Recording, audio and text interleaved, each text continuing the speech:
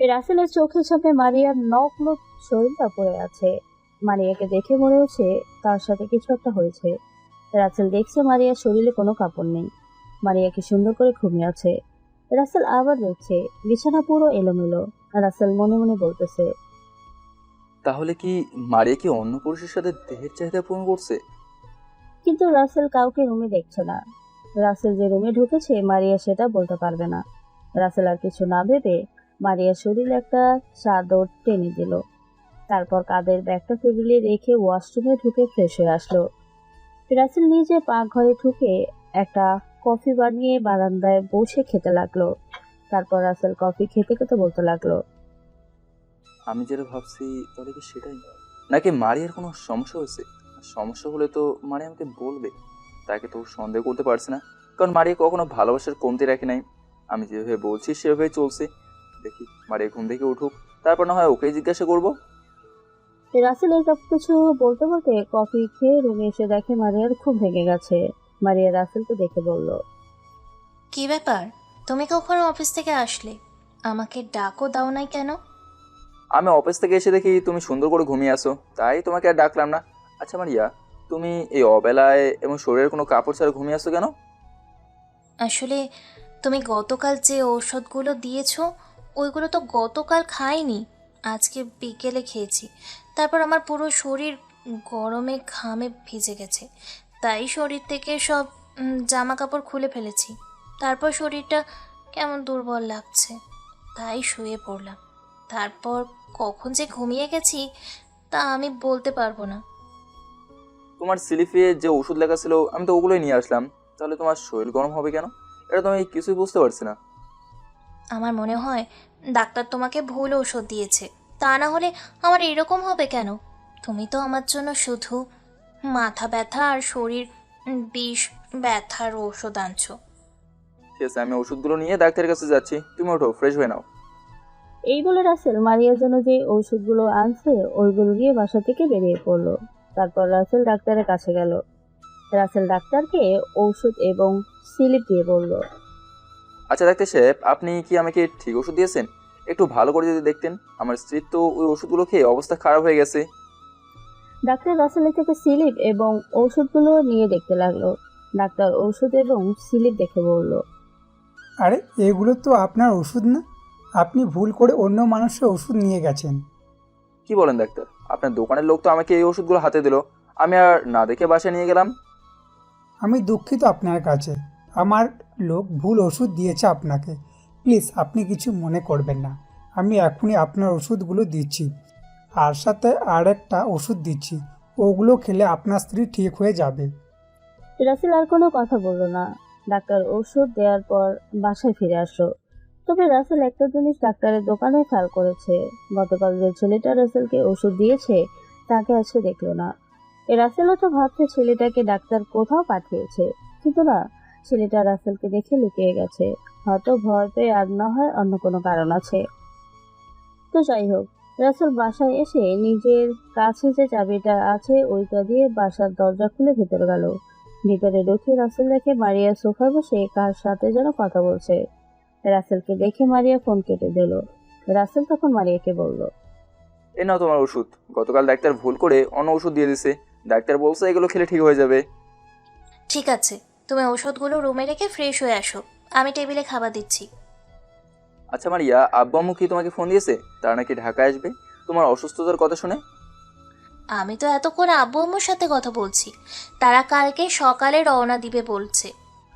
রাসেল ঠিক আছে বলেই রুমে চলে আসলো। ওষুধগুলো বিছানায় রেখে ওয়াশরুম থেকে হালকা ফ্রেশ হয়ে খাবার টেবিলের সামনে চলে গেল। তারপর মারি আর রাসেল খাবার খেয়ে রুমে চলে আসলো। পরদিন রাসেল অফিসে বসে কাজ করতে আছে, হঠাৎ রাসেলের মোবাইলে ফোনটা বেজে উঠলো। রাসেল মোবাইলের দিকে তাকিয়ে দেখে মারিয়া ফোন দিছে। তখন রাসেল ফোন ধরে বলল, কি ব্যাপার মারিয়া, তুমি হঠাৎ ফোন দিলে যে? তোমার কিছু হয়েছে? তুমি একবার বলো, আমি এখনই বাসায় চলে আসছি। আরে ধুর, আমার কিচ্ছু হয়নি। তোমাকে যে কারণে ফোন দিচ্ছি, আব্বু আম্মু বাস কাউন্টারে এসে বসে আছে। তুমি বসে থেকে ছুটি নিয়ে আব্বু আম্মুকে বাস কাউন্টার থেকে বাসায় নিয়ে আসো। রাসেল ঠিক আছে বলে ফোন কেটে দিয়ে বসের কেবিনে এসে বস থেকে ছুটি নিয়ে অফিস থেকে বেরিয়ে একটা সিএনজি নিয়ে বাস কাউন্টারে চলে আসলো। বাস কাউন্টারে এসে দেখে তার আব্বু আম্মু দাঁড়িয়ে আছে। আসসালামু আলাইকুম। আব্বু আম্মু কেমন আছো? তোমাদের শরীরের কি অবস্থা? বাড়ির সব কিছু ঠিকঠাক তো? আরে বাবা, আস্তে। আমরা আলহামদুলিল্লাহ ভালো আছি। আমাদের শরীর সুস্থ আছে আর বাড়িতে সব কিছু ঠিক আছে। এখন বল, আমাদের বৌমার কি অবস্থা? তোমাদের বৌমা আগের থেকে মোটামুটি সুস্থ আছে। এখন বলো, তোমাদের আসতে কোনো অসুবিধা হয়নি তো? আমাদের আসতে কোনো অসুবিধা হয়নি। এখন দাঁড়িয়ে না থেকে বাসায় চল, জার্নি করে আসছি তো।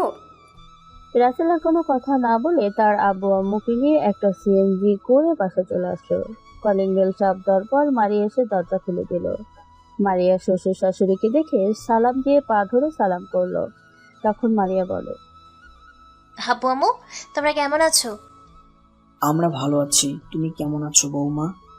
আমি আগে থেকে ভালো আছি। বাহিরে দাঁড়িয়ে কথা বলবেন, ভিতরে আসবেন না? রাসেলের আব্বু আম্মু আর কোনো কথা না বলে ভিতরে গেল। মারিয়া তাদের একটা রুমে নিয়ে গেল। তারপর দুপুরে সবার সাথে খাওয়া দাওয়া করলো। দেখতে দেখতে কিছুদিন চলে গেল। মারিয়া এখন সুস্থ। রাসেলের আম্মু সব সময় মারিয়ার খেয়াল রেখেছে। রাসেলের আব্বু আম্মু কিছুদিন থেকে গ্রামে চলে গেল। এতক্ষণ বকবক করে গেছি, এখন আপনাদের পরিচয় দেওয়া হয়নি।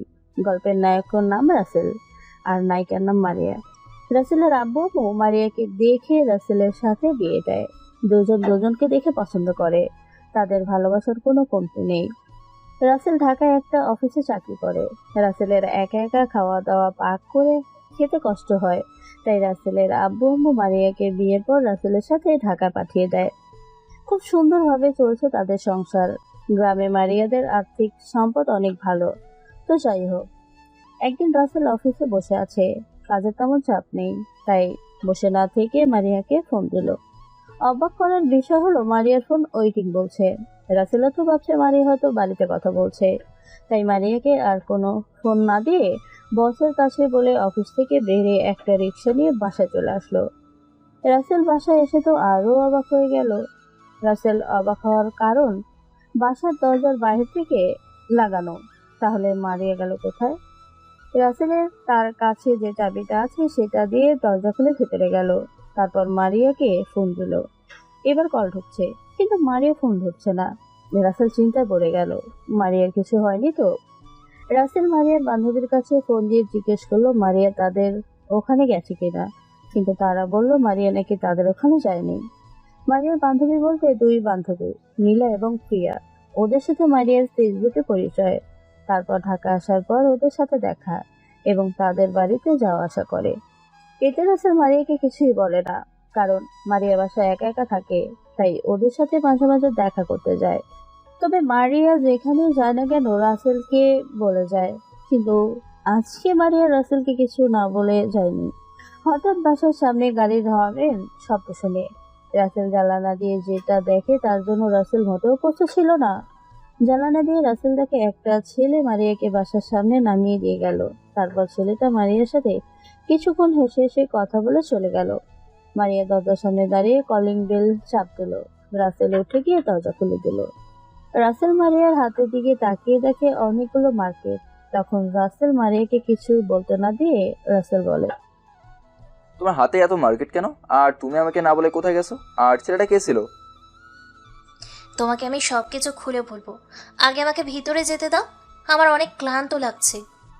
মারিয়া রাসেলকে আর কিছু বলতে না দিয়ে রুমে চলে গেল। মারিয়া মার্কেটগুলো বিছানায় রেখে ওয়াশরুমে ঢুকে ফ্রেশ হয়ে আসলো। ওয়াশরুম থেকে বেরিয়ে এসে দেখে রাসেল তার সামনে দাঁড়িয়ে আছে। তখন মারিয়া রাসেলকে বলল, কি ব্যাপার, তুমি এভাবে আমার দিকে তাকিয়ে আছো কেন? তোমাকে আমি যে কথা বললাম সেগুলো উত্তর দাও। তোমাকে আমি এত ফোন দিলাম, তুমি আমার ফোন রিসিভ করো না কেন? আরে বাবা, বলছি তুমি আমার উপরে দেখি রেগে আছো। আগে দেখো তো এই জামা কাপড়গুলো কেমন। মারিয়া, আমি তোমাকে যেটা বলছি সেটার উত্তর এখন আমি পেলাম না কিন্তু।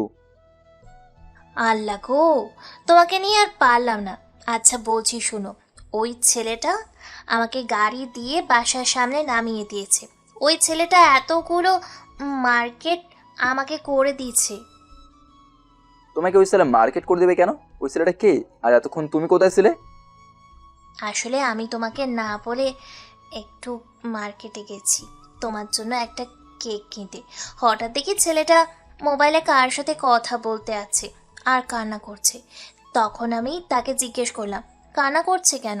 তারপর ছেলেটা বলল তার আম্মু নাকি অনেক অসুস্থ, এখন যদি বি পজিটিভ রক্ত 2 ব্যাগ ব্যবস্থা করতে না পারে তাহলে নাকি তার আম্মুকে বাঁচাতে পারবে না। তুমি তো জানো আমার রক্ত বি পজিটিভ। তারা নাকি অনেক জায়গায় রক্ত খুঁজেছে কিন্তু কোথাও পায়নি। তাই আমি ওই ছেলেটাকে সাথে নিয়ে হাসপাতালে গেলাম, তারপর 2 ব্যাগ রক্ত দিলাম। তারপর ওই ছেলেটা খুশি হয়ে আমাকে এই মার্কেটগুলো করে দিয়েছে। আমি নিতে চাইনি, কিন্তু ছেলেটা জোর করে আমাকে দিয়েছে। পরে আমাকে বাসার সামনে নামিয়ে দিয়ে গেছে। সেটা না হয় বুঝলাম, তুমি আমাকে না বলে বাসা থেকে বের হয়েছো কেন? তুমি কি এত ফোন দিছি, ফোন ধরলে না কেন? আর আমার জন্য কেক আনতে গেলে কেন? আসলে তোমাকে আমি সারপ্রাইজ দিতে চেয়েছিলাম, তাই তোমাকে না বলে কেক আনতে গেছি। রাত 12টার পর তোমার জন্মদিন, আর তোমার ফোন ধরতে পারি নাই কারণ আমার মোবাইল সাইলেন্ট ছিল। আমি বাসা থেকে বেরিয়ে যাওয়ার পর মোবাইল আর হাতে নেই নাই, তাই বলতে পারবো না তুমি যে আমাকে ফোন দিছো। ঠিক আছে, এমন ভুল আর কখনো করবে না। কোথাও গেলে আমাকে ফোন করে বলে যাবে। তুমি জানো আমার অনেক চিন্তা হয়েছে। আমি মনে করছি তোমার কিছু হলো না তো, আমি কিন্তু এখনই বাসা থেকে বেরিয়ে তোমাকে খুঁজতে বের হতাম। সরি জান, আমার এমন ভুল আর হবে না। আমি তোমাকে না বলে আর কোথাও বের হব না। এবার একটু হাসো প্লিজ। তোমার চেহারা এমন থাকলে আমার কাছে ভালো লাগে না। তোমাকে দেখতে টিকটিকির মতো লাগে। এই বলে মারিয়া রুম থেকে দৌড় দিয়ে বেরিয়ে চলে আসলো। রাসেল মুচকি হেসে দিল। তারপর রাসেল আর মারিয়া খাওয়া দাওয়া করে রুমে চলে আসলো। দুজনে দুজনকে জড়িয়ে ধরে গল্প করতে লাগলো।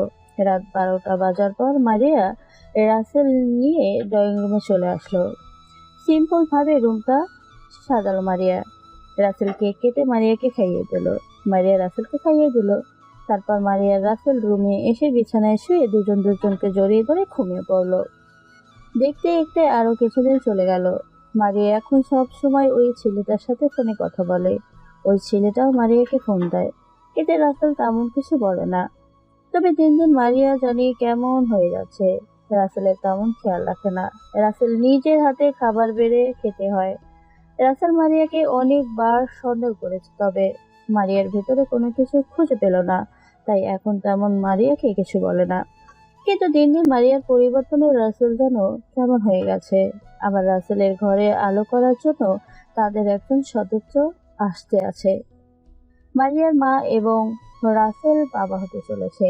ডাক্তার বলেছে মারিয়াকে ভারী কাজ না করতে, তাই মারিয়া হালকা পাতলা কাজগুলো করে। মারিয়াকে তেমন পাকঘরে ঢুকতে দেয় না যদি তাদের সন্তানের কিছু হয়। ও, আপনাদের তো একটা কথা বলতে ভুলে গেছি। মারিয়া রাসেল ওই ছেলেটার আম্মুকে গিয়ে হাসপাতালে দেখে আসছে এবং একবার তাদের বাসায় গেছে। ওই ছেলেটা মারিয়াকে আপু বলে ডাকে, কারণ ছেলেটা মারিয়া থেকে ছোট। তো যাই হোক, এই দেখছেন ওই ছেলেটার নামটাও তো এখনো আপনাদের বলে নেই। ছেলেটার নাম জীবন। জীবন তাদের অফিস দেখাশোনা করে। জীবন দেশের বাইরে থেকে পড়াশোনা করে আসছে। একদিন রাসেল অফিস থেকে বাসায় এসে নিজের কাচের চাবিটা দিয়ে দরজা খুলে ভেতরে ঢোকে। কলিং বেল চাপ দেয় নেয়, কারণ মারিয়া উঠে আসতে যদি কোনো সমস্যা হয় সেই ভয়ে রাসেল নিজের কাচের চাবি দিয়ে দরজা খুলে ভেতরে ঢোকে। রাসেল ভিতরে ঢুকে যখন রাসেলের শু রাখতে যাবে তখন রাসেল আর একটা শু দেখে একটু অবাক হলো। শুটা একটা ছেলের। রাসেল দেরি না করে তাদের রুমের দরজার সামনে গিয়ে ভেতরে যেটা দেখলো তার জন্য রাসেল মোটেও প্রস্তুত ছিল না। আরে ভাই, আপনারা কিছু খারাপ ভাববেন না। রাসেল ভেতরে তাকিয়ে রাখে মারিয়ার কপালে ব্যান্ডেজ করা, আর মারিয়ার সামনে একটা চেয়ারে জীবন বসে আছে। রাসেল মারিয়ার কপালে ব্যান্ডেজ দেখে মোটেও প্রস্তুত ছিল না। রাসেল রুমে ঢোকার পর মারিয়াকে বলল, কি ব্যাপার মারিয়া, তোমার কি হয়েছে? তোমার মাথায় ব্যান্ডেজ কেন? রাসেলের কথা শুনে তখন জীবন রাসেলকে বলল, আসলে ভাইয়া, সকালে আমি অফিস যাওয়ার সময় এদিকে আসি, তখন ভাবলাম আপুর সাথে একবার দেখা করে আসি। দেখা করতে আসার পর আপু আমার জন্য কফি বানাতে গিয়ে হঠাৎ টেবিলের সাথে ধাক্কা লেগে পড়ে যায়। আপুর চিৎকার শুনে আমি রুম থেকে দৌড়ে বেরিয়ে আসি। আমি এসে দেখি আপুর মাথা ফেটে গেছে। তারপর আমি ডক্টরকে ফোন দিই। ডাক্তার এসে আপুকে ব্যান্ডেজ এবং ওষুধ দিয়ে যায়। তাহলে আমাকে একটা ফোন দিয়ে বলো না কেন? তাহলে তো আমি তাড়াতাড়ি চলে আসতাম। আমি তোমাকে জানাই না কারণ তুমি চিন্তা করবে, তাই ভাবলাম তুমি অফিস থেকে আসার পর সব কিছু খুলে বলবো। তোমাকে কে বলেছে কফি বানাতে? আমাকে ফোন দিলেই তো আমি অফিস থেকে চলে আসতাম। ভাইয়া আমি আপুকে বলছি ওনার এই শরীর নিয়ে আমার জন্য কফি বানানো লাগবে না, কিন্তু আপু আমার কথা শোনে নাই। আপু ভালো থাকলে তো পরে এক সময় খাওয়া যাবে। বারে, তুমি আমার ছোট ভাইয়ের মতো, ছোট ভাইকে কি খালি মুখে যেতে দিতে পারি? তাই বলে তুমি আমার জন্য কফি বানাতে যাবে? ঠিক আছে, এখন ভাইয়া চলে আসছে, আমি অফিস গেলাম, পরে আবার এক সময় আসবো। তোমরা ভালো থেকো। খালি মুখে চলে যাবে? তুমি বসো, আমি তোমার জন্য কফি নিয়ে আনছি। আজকে দুপুরে আমাদের সাথে খেয়ে তারপর বাসে যাবে। না ভাইয়া, আজকে অফিসে একটা জরুরি কাজ আছে, পরে আরেক সময় খাবো। আপু তুমি তোমার শরীরের যত্ন নিও। এই বলে জীবন বাসা থেকে বেরিয়ে গেল। রাসেল দরজা লাগিয়ে রুমে গেল। তখন রাসেল মারিয়াকে বলল, তুমি এমন পাগলামি করো কেন? তুমি জানো না তোমার কিছু হলে আমি ঠিক থাকতে পারি না? আমি জানি তো, আমার স্বামীটা আমাকে অনেক ভালোবাসে, তাই তো তোমাকে কোনো চিন্তায় পড়তে দিই না। হয়েছে হয়েছে, এখন তুমি শুয়ে থাকো, আমি পাকঘরে গিয়ে রান্না করি, তা না হলে তো দুজনে না খেয়েই থাকতে হবে। আমিও তোমার সাথে পাকঘরে যাব, আমার রুমে একা একা ভালো লাগে না। তুমি কাজ করবে আর আমি বসে বসে দেখবো। রাসেল ঠিক আছে বলে মারিয়াকে কোলে নিয়ে পাকঘরে আসলো। মারিয়াকে একটা চেয়ারে বসিয়ে রাসেল রান্না করা শুরু করলো। রান্না করা শেষ হলে রাসেল মারিয়াকে নিয়ে সাথে খাইয়ে দিল। মারিয়াকে ওষুধ খাইয়ে দিয়ে দুজন দুজনকে জড়িয়ে ধরে শুয়ে পড়লো। দেখতে দেখতে আরো একটা মাস চলে গেল। মারিয়া খুব সুস্থ আছে, তবে রাসেল মারিয়াকে ভারী কোনো কাজ করতে দেয় না। রাসেল ভারী কাজগুলো নিজের হাতে করে, সবকিছু কাটাছেঁড়া করে। রাসেল অফিসে চলে যায়, মারিয়া তারপর রান্না করে। হঠাৎ একদিন রাসেল অফিসে বসে কাজ করতেছে, তখন রাসেলের মোবাইলে একটা ফোন আসে। রাসেল মোবাইলের দিকে তাকিয়ে দেখে মারিয়া ফোন দিছে। রাসেল ফোন রিসিভ করার পর ওই পাশ থেকে মারিয়া যেভাবে কথা বলল সেটা শুনে রাসেলের বুকের ভেতরে মোচড় দিয়ে উঠল। রাসেল, তুমি কোথায়? তুমি আমাকে বাঁচাও, আমি গাড়ি অ্যাক্সিডেন্ট করছি, আমার যে দম বন্ধ হয়ে আসছে। রাসেল! এরপর মারিয়ার কথা আর শোনা যায়নি। রাসেল ঠিক মতো জায়গার নাম জিজ্ঞেস করতে পারে নাই। রাসেল দ্রুত অফিস থেকে বেরিয়ে আসলো, বসের কাছে না বলে। রাসেল অফিস থেকে বেরিয়ে মারিয়ার মোবাইল বারবার ফোন দিচ্ছে, কিন্তু মোবাইল বন্ধ করছে। রাসেল পাশে তাকিয়ে দেখে একটা কম্পিউটারের দোকান। রাসেল সেখানে গিয়ে মারিয়ার নাম্বার দেওয়ার পর দোকানদার রাসেলকে মারিয়ার নাম্বারের লোকেশন বের করে দেয়। রাসেল একটা সিএনজি নিয়ে দ্রুত জায়গায় চলে যায়। রাসেল ওইখানে গিয়ে দেখে পুলিশ অ্যাক্সিডেন্ট হওয়া দুইটা গাড়ি নিয়ে যাচ্ছে। রাসেল তখন ওইখানে একজন লোককে জিজ্ঞেস করে, এখানে যারা অ্যাক্সিডেন্ট হয়েছে তাদের কোন হাসপাতালে নিয়ে গেছে? আমি দেখছি একটা ছেলে একটা মেয়েকে অ্যাক্সিডেন্ট করে, পরে ছেলেটা মেয়েটাকে গাড়িতে নিয়ে হাসপাতালে চলে যায়, তবে কোন হাসপাতালে নিচ্ছে সেটা আমি বলতে পারবো না। রাসেল পুলিশকেও একই কথা জিজ্ঞেস করছে, কিন্তু পুলিশে ওই লোকটার মতো বলছে তারাও বলতে পারবে না ছেলেটা কোন হাসপাতালে মেয়েটাকে নিছে। তবে রাসেল এটাও শুনেছে মারিয়া নাকি অনেক গুরুতর আহত হয়েছে, বাঁচবে কিনা সেটা বলতে পারে না। রাসেল ওইখানে দাঁড়িয়ে না থেকে ঢাকা শহরের সবগুলো হাসপাতালে মারিয়াকে খুঁজতে লাগলো, কিন্তু কোনো হাসপাতালে মারিয়াকে খুঁজে পায় নাই। দেখতে দেখতে একটা মাস চলে গেল। রাসেল এই এক মাস মারিয়াকে পাগলের মতো খুঁজে বেরিয়েছে, কিন্তু মারিয়ার কোনো সন্ধান পায়নি। মারিয়ার আব্বু আম্মু প্রায় পাগলের মতো হয়ে গেছে, তাদের একমাত্র মেয়ে বলে কথা। রাসেলের আব্বু আম্মু তো খাওয়া দাওয়া বন্ধ করে দিছে। আরো এক মাস খোঁজার পরও মারিয়াকে পেল না। রাতে সবাই সোফায় বসে আছে, মারিয়ার আব্বু আম্মু এবং রাসেলের আব্বু আম্মু সহ। তখন রাসেলের আব্বু বলল, রাসেল, মারিয়াকে আর কোথায় খুঁজে বেড়াবি? ঢাকা শহরের অলিগলি তো কোনো কিছুই বাদ রাখিস নাই। আমি বলি কি, তুই আমাদের সাথে গ্রামে চলে আয়।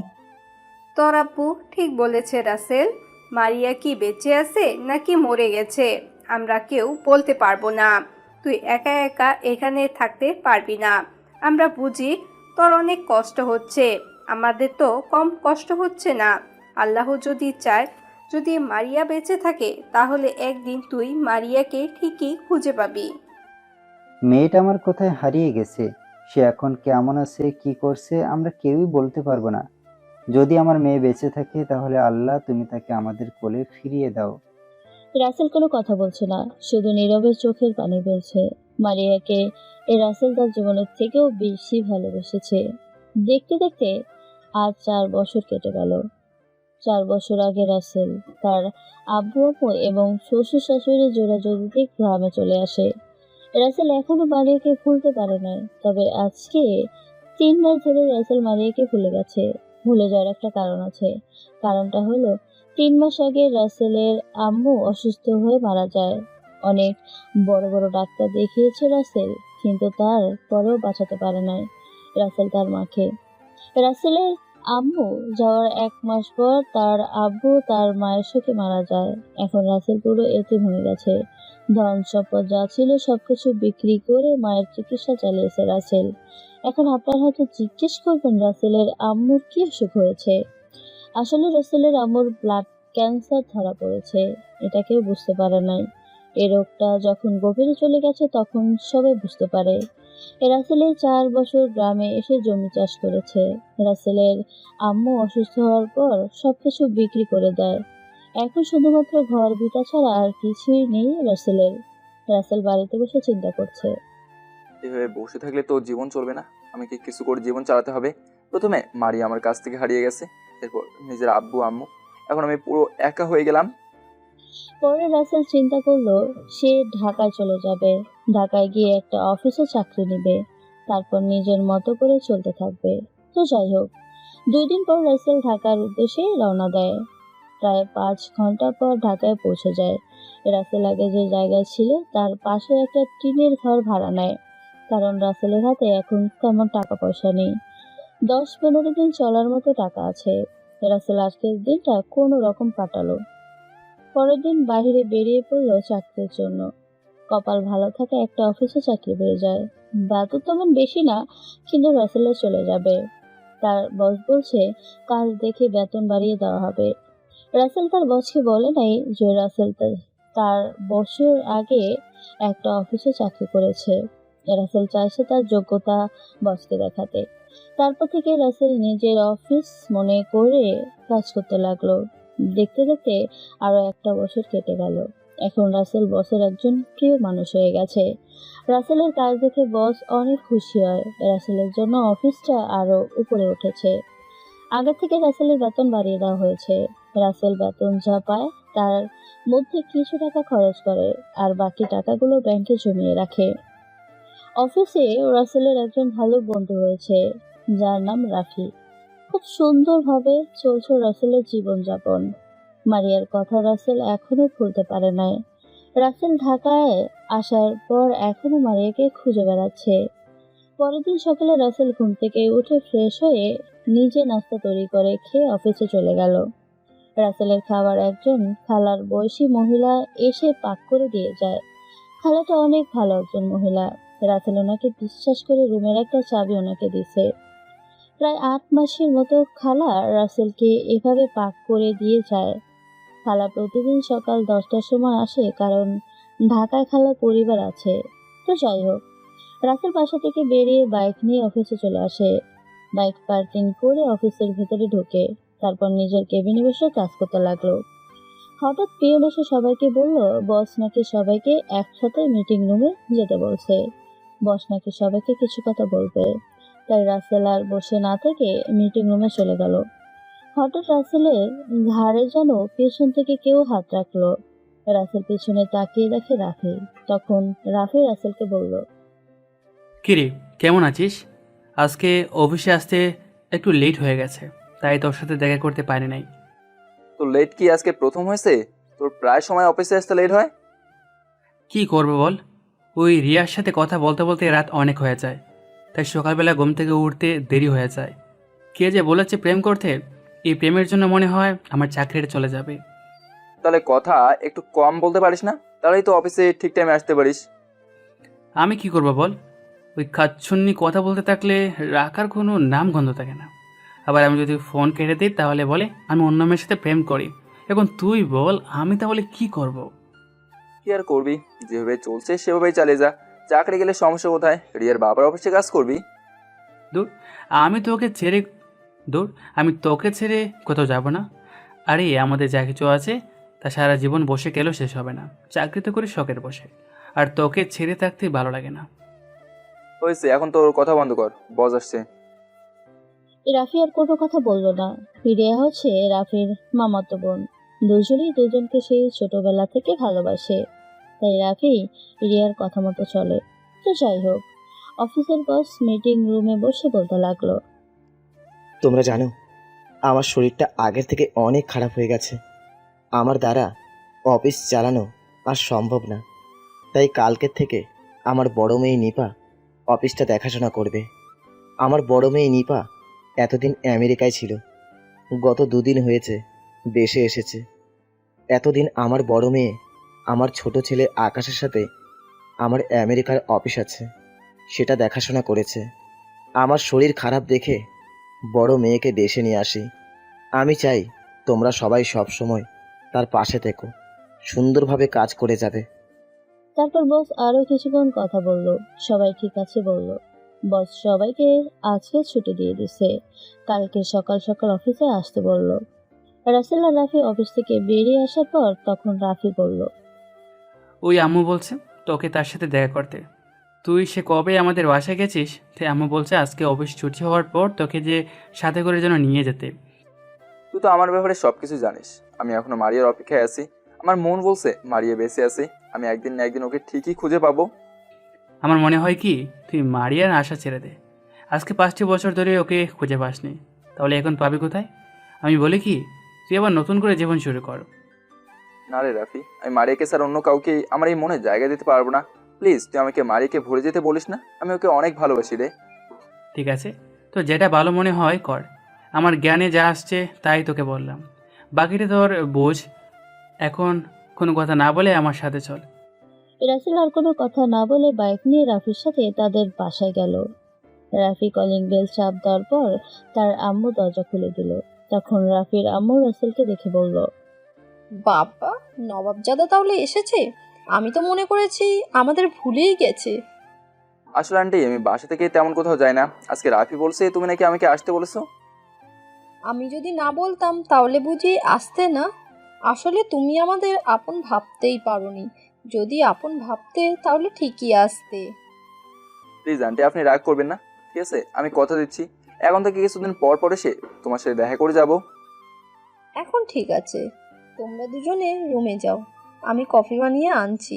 আজকে রাতের খাবার খেয়ে তারপর বাসায় যাবে। রাসেল আর কোনো কথা না বলে রাফির সাথে তার রুমে চলে গেল। রাসেল জানে আন্টিকে মানা করলে মানবে না, তাই রাসেল আর কিছু বলে নাই। তো যাই হোক, রাসেল রাতে খাওয়া দাওয়া করে বাসায় চলে আসলো। পরের দিন সকালে ঘুম থেকে উঠে ফ্রেশ হয়ে নাস্তা করে বাসা থেকে বেরিয়ে বাইক নিয়ে অফিসে চলে আসলো। রাসেল অফিসে আসার সময় একতরা গোলাপ ফুল নিয়ে আসলো নতুন বসকে অভিনন্দন জানাতে। কিছুক্ষণ পর রাফিও অফিসে আসলো। সবাইকে লাইনে দাঁড়িয়ে আছে নতুন বসকে অভিনন্দন জানাতে। প্রায় 10 মিনিট পর বসের গাড়ি অফিসের ভিতরে ঢুকলো। প্রথমে বস এবং বসের সাথে ছোট্ট একটা মেয়ে নামলো গাড়ি থেকে। মেয়েটাকে দেখে রাসেলের মারিয়ার কথা মনে পড়ে গেল। ছোট মেয়েটাকে দেখতে একদম মারিয়ার মতো। হঠাৎ রাসেলের বয়সী একটা মেয়ে গাড়ি থেকে নামলো। মেয়েটাকে দেখে রাসেলের বুকের ভেতর কামড় দিয়ে উঠলো। রাসেল মনে মনে বলতে লাগলো, নতুন বসকে দেখে আমার এমন কেন লাগছে? তাকে আমার কেমন চেনা চেনা লাগছে, কিন্তু আমি কিছু মনে করতে পারছি না তাকে দেখে আমার এমন লাগছে কেন। রাসেল এসব কিছু মনে মনে বলতে লাগলো, কিন্তু নিপা বজ্রে রাসেলের সামনে এসে দাঁড়িয়ে আছে সেটা রাসেল বলতে পারবে না। হঠাৎ নিপা ম্যাম রাসেলের মুখের সামনে একটা চুটকি কাটলো। চুটকির আওয়াজ শুনে রাসেল বাস্তবে ফিরে আসলো। রাসেল লজ্জায় লাল হয়ে গেছে। সবার সামনে শরম ফেলে মাথা নিচু করে ফেললো। নিপা ম্যাম রাসেলকে লজ্জা পেতে দেখে মুচকি একটা হাসি দিল। তারপর রাসেলের হাত থেকে ফুলের তোড়া নিয়ে ভেতরে চলে গেল। নিপার পেছন দিয়ে সবাই অফিসের ভিতরে ঢুকলো। তখন নিপার আব্বু মানে বস আমাদের সবাইকে বলল, এ হচ্ছে আমার বড় মেয়ে নিপা। এত বছর আমেরিকায় ছিল, আমি আর অফিস দেখাশোনা করতে পারছি না দেখে তাকে দেশে নিয়ে আসি। আর ওর সাথে ছোট মেয়েটা দেখছো না, ও হচ্ছে নিপার মেয়ে রাইসা। আমি চাই তোমরা নিজেদের মতো করে নিপাকে সব কিছু বুঝিয়ে দেবে। বসের কথা শুনে তখন রাফি বসকে বলল, আচ্ছা স্যার, একটা কথা বলি, যদি কিছু মনে না করেন। আমি জানি তুমি কি কথা বলবে। আমি ওটার ব্যাপারে তোমাদেরকে পরে এক সময় বলবো। তাহলে আব্বু, তুমি রায়শাকে নিয়ে বাসায় চলে যাও। অফিসের লোক আমাকে সব কিছু বুঝিয়ে দিবে। না, আমি ভাইয়া থাকতে বাসায় যাব না।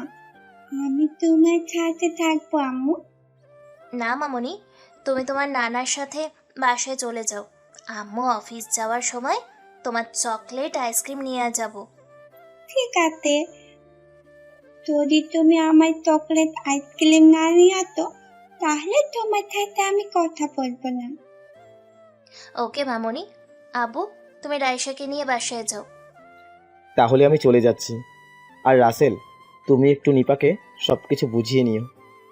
ঠিক আছে স্যার, আমি কোনো চিন্তা করবেন না, আমি ম্যামকে সব কিছু বুঝিয়ে দেবো। বস আর কোনো কথা না বলে রাইসাকে নিয়ে অফিস থেকে বেরিয়ে গেল। তখন নিপা বলল, আপনারা সবাই যার যার কাজ করেন কি। আর রাসেল সাহেব, আপনি আমার সাথে কেবিনে আসুন। নিপার কথা শুনে যে যার কাজে চলে গেল। রাসেল নিপার সাথে কেবিনের ভিতরে ঢুকলো। নিপা রাসেলকে চেয়ারে বসতে বলল। রাসেল একটা চেয়ার টেনে বসলো। নিপা গিয়ে তার চেয়ারে বসলো। তখন নিপা রাসেলকে বলল, আগে আপনার পরিচয় দিন, তারপর অফিসের ব্যাপারে কথা বলবো। জি, আমি রাসেল। পরিবারে আপন বলতে কেউ নেই, ঢাকায় একটা বাসা ভাড়া নিয়ে থাকি, আর আপনাদের অফিসে আজ 1 বছর ধরে কাজ করি। ও সরি। আচ্ছা, আপনি বিয়ে করছেন? আপনার বউ কি করে? ম্যাম, আমার স্ত্রী আজ 5 বছর আগে হারিয়ে যায়, তারপর সবকিছু খুলে বললাম। মারিয়াকে পরে কোথাও আর পাওয়া যায়নি। চিন্তা করবেন না, যদি আপনার মারিয়া বেঁচে থাকে তাহলে একদিন ঠিকই তাকে খুঁজে পাবেন। আপনার কথাটা যেন সত্যি হয় ম্যাম, আমি এখনো তাকে ভুলতে পারি নাই। অফিস ছুটি হওয়ার পরেও তাকে খুঁজে বেড়াই। আচ্ছা, ওসব কথা বাদ দেন। অতীতের কথা মনে পড়লে সবার খারাপ লাগে। চলুন, আমাকে একটু অফিসটা ঘুরিয়ে দেখান। এরপর রাসেল নিপাকে পুরো অফিসটা ঘুরে দেখাতে লাগলো। রাসেল নিপাকে দেখার পর কেমন জানি লাগছে। রাসেল মনে মনে ভাবছে, নিপা ম্যামকে দেখার পর আমার এমন লাগছে কেন? নিপা ম্যাম কি আমার পরিচিত কেউ? নানান কথা রাসেল ভাবছে। আর নিপার মেয়েটা দেখছে মারিয়ার মতো। রাসেলের মাথায় কিছুই আসছে না। রাসেল সব চিন্তা বাদ দিয়ে নিপাকে পুরো অফিস দেখালো। তারপর নিপা তার কেবিনে চলে গেল আর রাসেল তার কেবিনে চলে আসলো। রাসেলের কেবিনে এসে কাজ করতে লাগলো, কিন্তু রাসেলের আজকে কাজের মধ্যে মন বসছে না। হঠাৎ রাফি রাসেলের কেবিনে আসলো। রাফি একটা চেয়ার টেনে বসে রাসেলকে বলল, কিরে, এমন মনমরা হয়ে বসে আছিস কেন? কি হয়েছে তোর? রাফি, আমার একটা জিনিস মাথায় ঢুকছে না। নিপা ম্যামকে দেখার পর আমার কাছে কেমন জানি লাগছে। আমার মন বলছে নিপা ম্যাম আমার আপন কেউ। নিপা? নিপা ম্যাম? নিপা ম্যাম তোর আপন কেউ কিভাবে হবে? তুই শুনিস নাই? বস বলেছে নিপা ম্যাম নাকি এত বছর বাইরে ছিল। কিন্তু রাফি, আমি আমার মনটাকে বোঝাতে পারছি না। আচ্ছা, ওসব কথা বাদ দিই। এবার বল, তুই বসকে সকালবেলা কি বলতে চাইছিলি? আমি বসকে বলতে চাইছিলাম যে নিপা ম্যামের স্বামীর কথা, কিন্তু বস কিভাবে বুঝলো? তাও ঠিক। নিপা ম্যামের স্বামী কোথায়? আর বস নিপা ম্যামের স্বামীর কথা জিজ্ঞেস করার পর বললো কেন পরে এক সময় বলবে? আমার কেমন জানি সন্দেহ লাগছে। আমার মনে হয় নিপা ম্যামের স্বামী ওনাকে ছেড়ে চলে গেছে। যদি নিপা ম্যামের সাথে থাকতো তাহলে বস ঠিকই বলতো। থাক, এসব কথা বাদ দেই। এটা যার যার ব্যক্তিগত ব্যাপার, আমরা তাদের বিষয় নিয়ে কথা না বলাই ভালো। আমরা তো সাধারণ কর্মচারী। ঠিক আছে, তাহলে তুই কাজ কর, আমি আমার হাতের কাজগুলো গৃহে শেষ করি। এই বলে রাফি তার কেবিনে চলে গেল। রাসেল বসে বসে তার কাজগুলো করতে লাগলো। দেখতে দেখতে আজকের দিনটা কোনো রকম শেষ হলো। পরের দিন রাসেল অফিসে ঠিক টাইমে এসে নিজের কাজ করতে লাগলো। কিছুক্ষণ পর নিপা অফিসে আসলো, সাথে রাইসাকে নিয়ে আসলো। নিপা রাইসাকে কেবিনে চলে গেল। হঠাৎ রাসেলের কেবিনের পিয়ন এসে বলল, স্যার, নিপা ম্যাম আপনাকে ওনার কেবিনে যেতে বলেছেন। ঠিক আছে, আপনি যান, আমি আসতেছি। পিয়ন আর কোনো কথা না বলে চলে গেল। রাসেল তার কেবিন থেকে বেরিয়ে নিপার কেবিনের সামনে গিয়ে বলল, ম্যাম, ভেতরে আসবো? আরে রাসেল সাহেব, আসুন। নিপা রাসেলের দিকে তাকিয়ে কথাটা বলল। আজকে নিপা লাল সবুজ রঙের শাড়ি পরে অফিসে এসেছে। নিপাকে দেখতে আজকে অনেক সুন্দর লাগছে। রাসেল নিপার সামনে যাওয়ার পর নিপা রাসেলকে বসতে বলল। তখন রাসেল নিপাকে বলল, তো বলুন ম্যাম, আমাকে কেন ডেকেছেন? আপনি একটু রায়শাকে সাথে করে নিয়ে দোকান থেকে চকলেট আইসক্রিম কিনে দেন। রাইসা অফিসে আসার পর আমার অবস্থা খারাপ করে ফেলছে। আমার হাতে একটু কাজ আছে, তাই আমি যেতে পারছি না। ঠিক আছে ম্যাম, আমি রাইসাকে নিয়ে যাচ্ছি। রাইসা, আমার সাথে আসো, তোমাকে আমি অনেকগুলো চকলেট আইসক্রিম কিনে দেবো। তুমি সত্যি বলতো? আমাকে অনেকগুলো চকলেট আইসক্রিম কিনে দিবে? তুমি অনেক ভালো। এই টাকাটা, রাইসা যেটা কিনতে চায় তাকে সেটা কিনে দেবেন। ম্যাম টাকা লাগবে না, আমার কাছে টাকা আছে, তুমি আসো রাইসা। নিপা অনেক জোরাজুরি করছে টাকা দেওয়ার জন্য, কিন্তু রাসেল নেয় নেয়। রাসেল রাইসাকে কোলে নিয়ে অফিস থেকে বেরিয়ে একটা দোকানে আসলো। রাইসা যেটা যেটা কিনতে চায় রাসেল সেটা রাইসাকে কিনে দিল। হঠাৎ রাইসা রাসেলকে বলল, আচ্ছা, আমি তোমাকে কি বলে ডাকবো? তুমি আমাকে চাচ্চু বলে ডেকো। ঠিক আছে, আজকে থেকে আমি তোমাকে টাট্টু বলে ডাকবো। টাট্টু, তুমি কিন্তু সব সময় আমার সাথে খেলা করবে। ঠিক আছে রাইসা, তোমার আর কিছু লাগবে? না চাচ্চু, অনেকগুলো চকলেট আইসক্রিম কিনে ফেলেছি, আমার আর কিছু লাগবে না। এরপর রাসেল রাইসাকে নিয়ে অফিসে চলে আসলো। রাইসাকে নিয়ে নিপার কেবিনের সামনে গিয়ে বলল, ম্যাম ভেতরে আসতে পারি? আসুন। একটা কথা শুনুন, পরের বার আমার কেবিনে আসতে অনুমতি নিয়ে আসার দরকার নেই। রাসেল ঠিক আছে বলে রাইসাকে নিয়ে নিপার কেবিনে ঢুকলো। তখন রাইসা নিপাকে বলল, দেখো আম্মু, এই চাচ্চু আমাকে অনেকগুলো চকলেট কিনে দিয়েছে। আপনি রাইসাকে এতগুলো চকলেট আইসক্রিম কিনে কেন দিয়েলেন? আপনার অনেকগুলো টাকা নষ্ট হলো। ম্যাম আমার টাকা দিয়ে কি হবে? যারা আমার টাকা খাবে তারা তো কেউই নেই। ও ঠিক আছে, আপনি আপনার কেবিনে গিয়ে কাজ করুন। রাসেল ঠিক আছে বলে নিজের কেবিনে চলে আসলো। তারপর রাসেল তার কাজগুলো করতে লাগলো। দেখতে দেখতে একটা মাস চলে গেল। নিপার সাথে রাসেলের এখন বন্ধুর মতো কথাবার্তা বলে। দুজনে এখন প্রায় ফ্রি হয়ে গেছে। রাইসা অফিসে আসলে রাসেলকে ছাড়া কিছুই বোঝে না। রাসেল অফিসে বসে কাজ করতেছে। হঠাৎ রাইসা রাসেলের কেবিনে এসে সোজা গিয়ে রাসেলের কোলে বসলো। তখন রাসেল রাইসাকে বলল, রাইসা, তুমি হঠাৎ আমার কেবিনে, তোমার কিছু লাগবে? আমার কিছু লাগবে না চাচ্চু, আমার কাছে থাকতে ভালো লাগছে না, তাই তোমার কাছে চলে এসেছি। ঠিক আছে, তুমি তাহলে আমার কোলে বসে থাকো, হাতের কাজগুলো করি আমি। রাইসা ঠিক আছে বলে। রাইসার ছোট্ট হাত ব্যাগ থেকে চকলেট বের করে খাচ্ছে। রাসেল কাজ করছে আর মনে মনে ভাবছে, মেয়েটা আমার আপন কেউ না, তারপরে সে আমাকে কতটা আপন করে নিছে। আমাকে স্যার কিছুই বোঝে না। মারিয়া কি বেঁচে আছে? যদি বেঁচে থাকে তাহলে রাইসার মতো একটা মেয়ে আমার হয়তো আছে। রাইসাকে পেয়ে রাসেল এর অনেক ভালো লাগছে। রাসেল হাতের কাজগুলো শেষ করে রাইসাকে নিয়ে ক্যান্টিনে চলে আসলো। কাজ করতে করতে লাঞ্চের টাইম হয়ে গেছে। রাসেল আর রাইসা খাবার খেয়ে অফিসে চলে আসলো। রাইসা নিপার কেবিনে চলে গেল আর রাসেল তার কেবিনে চলে আসলো। পরের দিন অফিসে নিপার সাথে তার আব্বু মানে অফিসের বস আসলো। সবাইকে এক জায়গায় দাঁড়াতে বলল। তারপর নিপার আব্বু বলল, তোমাদের সবাইকে আজকে দাওয়াত দিতে অফিসে আসলাম। কালকে আমার নানার ভাইয়ের জন্মদিন, তাই কাউকে সন্ধ্যায় আমার বাসায় একটা অনুষ্ঠান রেখেছি। তোমরা সবাই কালকে সন্ধ্যায় চলে আসবে, কালকে অফিস বন্ধ থাকবে। তারপর আরো কিছুক্ষণ কথা বলে বস চলে গেল। নিপা কেবিনে যাওয়ার আগে রাসেলকে তার কেবিনে আসতে বলল। রাসেল নিপার পেছন দিয়ে নিপার কেবিনের ভেতরে ঢুকলো। রাসেল চেয়ারে বসার পর রাইসা গিয়ে রাসেলের কোলে বসলো। তখন রাইসা বলল, চাচ্চু, কালকে কিন্তু তুমি অবশ্যই আমার জন্মদিনে আসবা, আর আমাকে একটা বড় পুতুল গিফট করতে হবে। আমায় চাচ্চু বলেছে যখন, আমি কি না এসে পারি? আমি অবশ্যই তোমার জন্য বড় একটা পুতুল নিয়ে যাব। তুমি আমার লক্ষ্মী চাচ্চু। এই বলে রাইসা রাসেলের কপালে একটা চুমু দিল। নিপা রাসেলকে বলল, রাইসাকে তো পুতুল গিফট করবে, তাহলে আমাকে কি গিফট করবে? তোমাকে কি গিফট করব? মেয়ের জন্মদিনে মাকেও গিফট করা লাগবে। আমাকে গিফট করা লাগবে।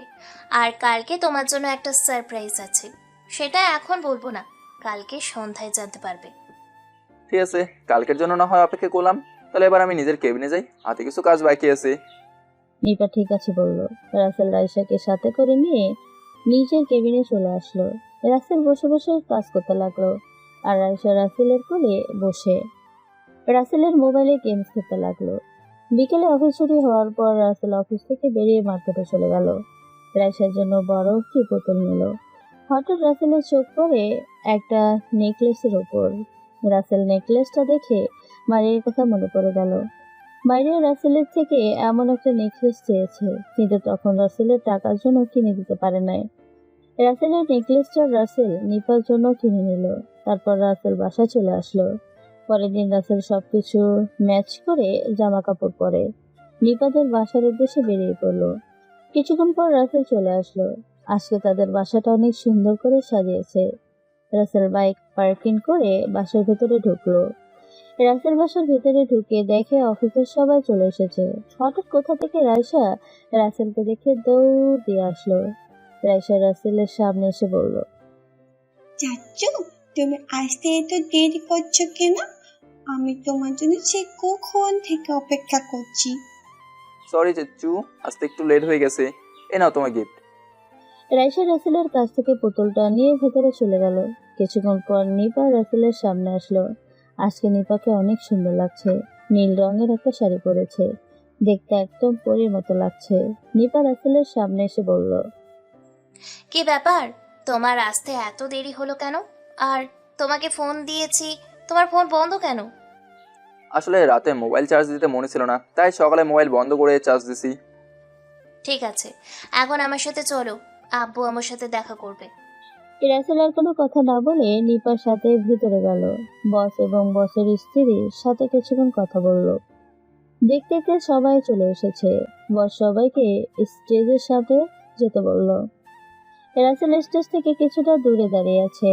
রাইসা রাসেলকে দেখে তার সামনে এসে বলল, চাচ্চু, তুমি এখানে দাঁড়িয়ে আছো কেন? তুমি আমার সাথে দাঁড়াবে, চলো। সমস্যা নেই চাচ্চু, আমি এখানে ঠিক আছি। কোনো কিছু ঠিক নেই। তুমি আমার সাথে না দাঁড়ালে আমি কেক কাটবো না। কি আর করার, রাসেল বাধ্য হয়ে রাইসার সাথে গিয়ে দাঁড়ালো। কেউ কিছু বলে নাই রাসেলকে। রাইসা কেক কেটে প্রথমে রাসেলের মুখের সামনে ধরলো। এটা দেখে সবাই তাদের দিকে তাকালো। রাসেল কোনো কিছু না ভেবে রাইসার হাত থেকে কেক নিয়ে খেলো। তারপর রাসেল রাইসাকে খাইয়ে দিল। রাইসা এক এক করে সবাইকে কেক খাইয়ে দিল। তারপর বস স্টেজে দাঁড়িয়ে মাইক হাতে নিয়ে যেটা বলল, সেটা শুনে রাসেল পুরো অবাক হয়ে গেল। বস এ কথা কিভাবে বললো? আমাকে একটাবার জিজ্ঞেস করো না? এ কিছুতে হতে পারে না। বস মাইক হাতে নিয়ে বলতে লাগলো, আজ রাইসার জন্মদিনে আমি আরেকটা কথা বলবো। আমার বড় মেয়ে নিপার সাথে রাসেলের বিয়ে দিতে চাই। এ কথা আমি রাসেলকে বলি নাই। আমার মেয়ে নিপা রাসেলকে দেখে পছন্দ করে ফেলে। নিপা বলেছে রাসেলকে বিয়ে করতে চায়। রাসেল, এবার তোমার মতামত জানতে চাই।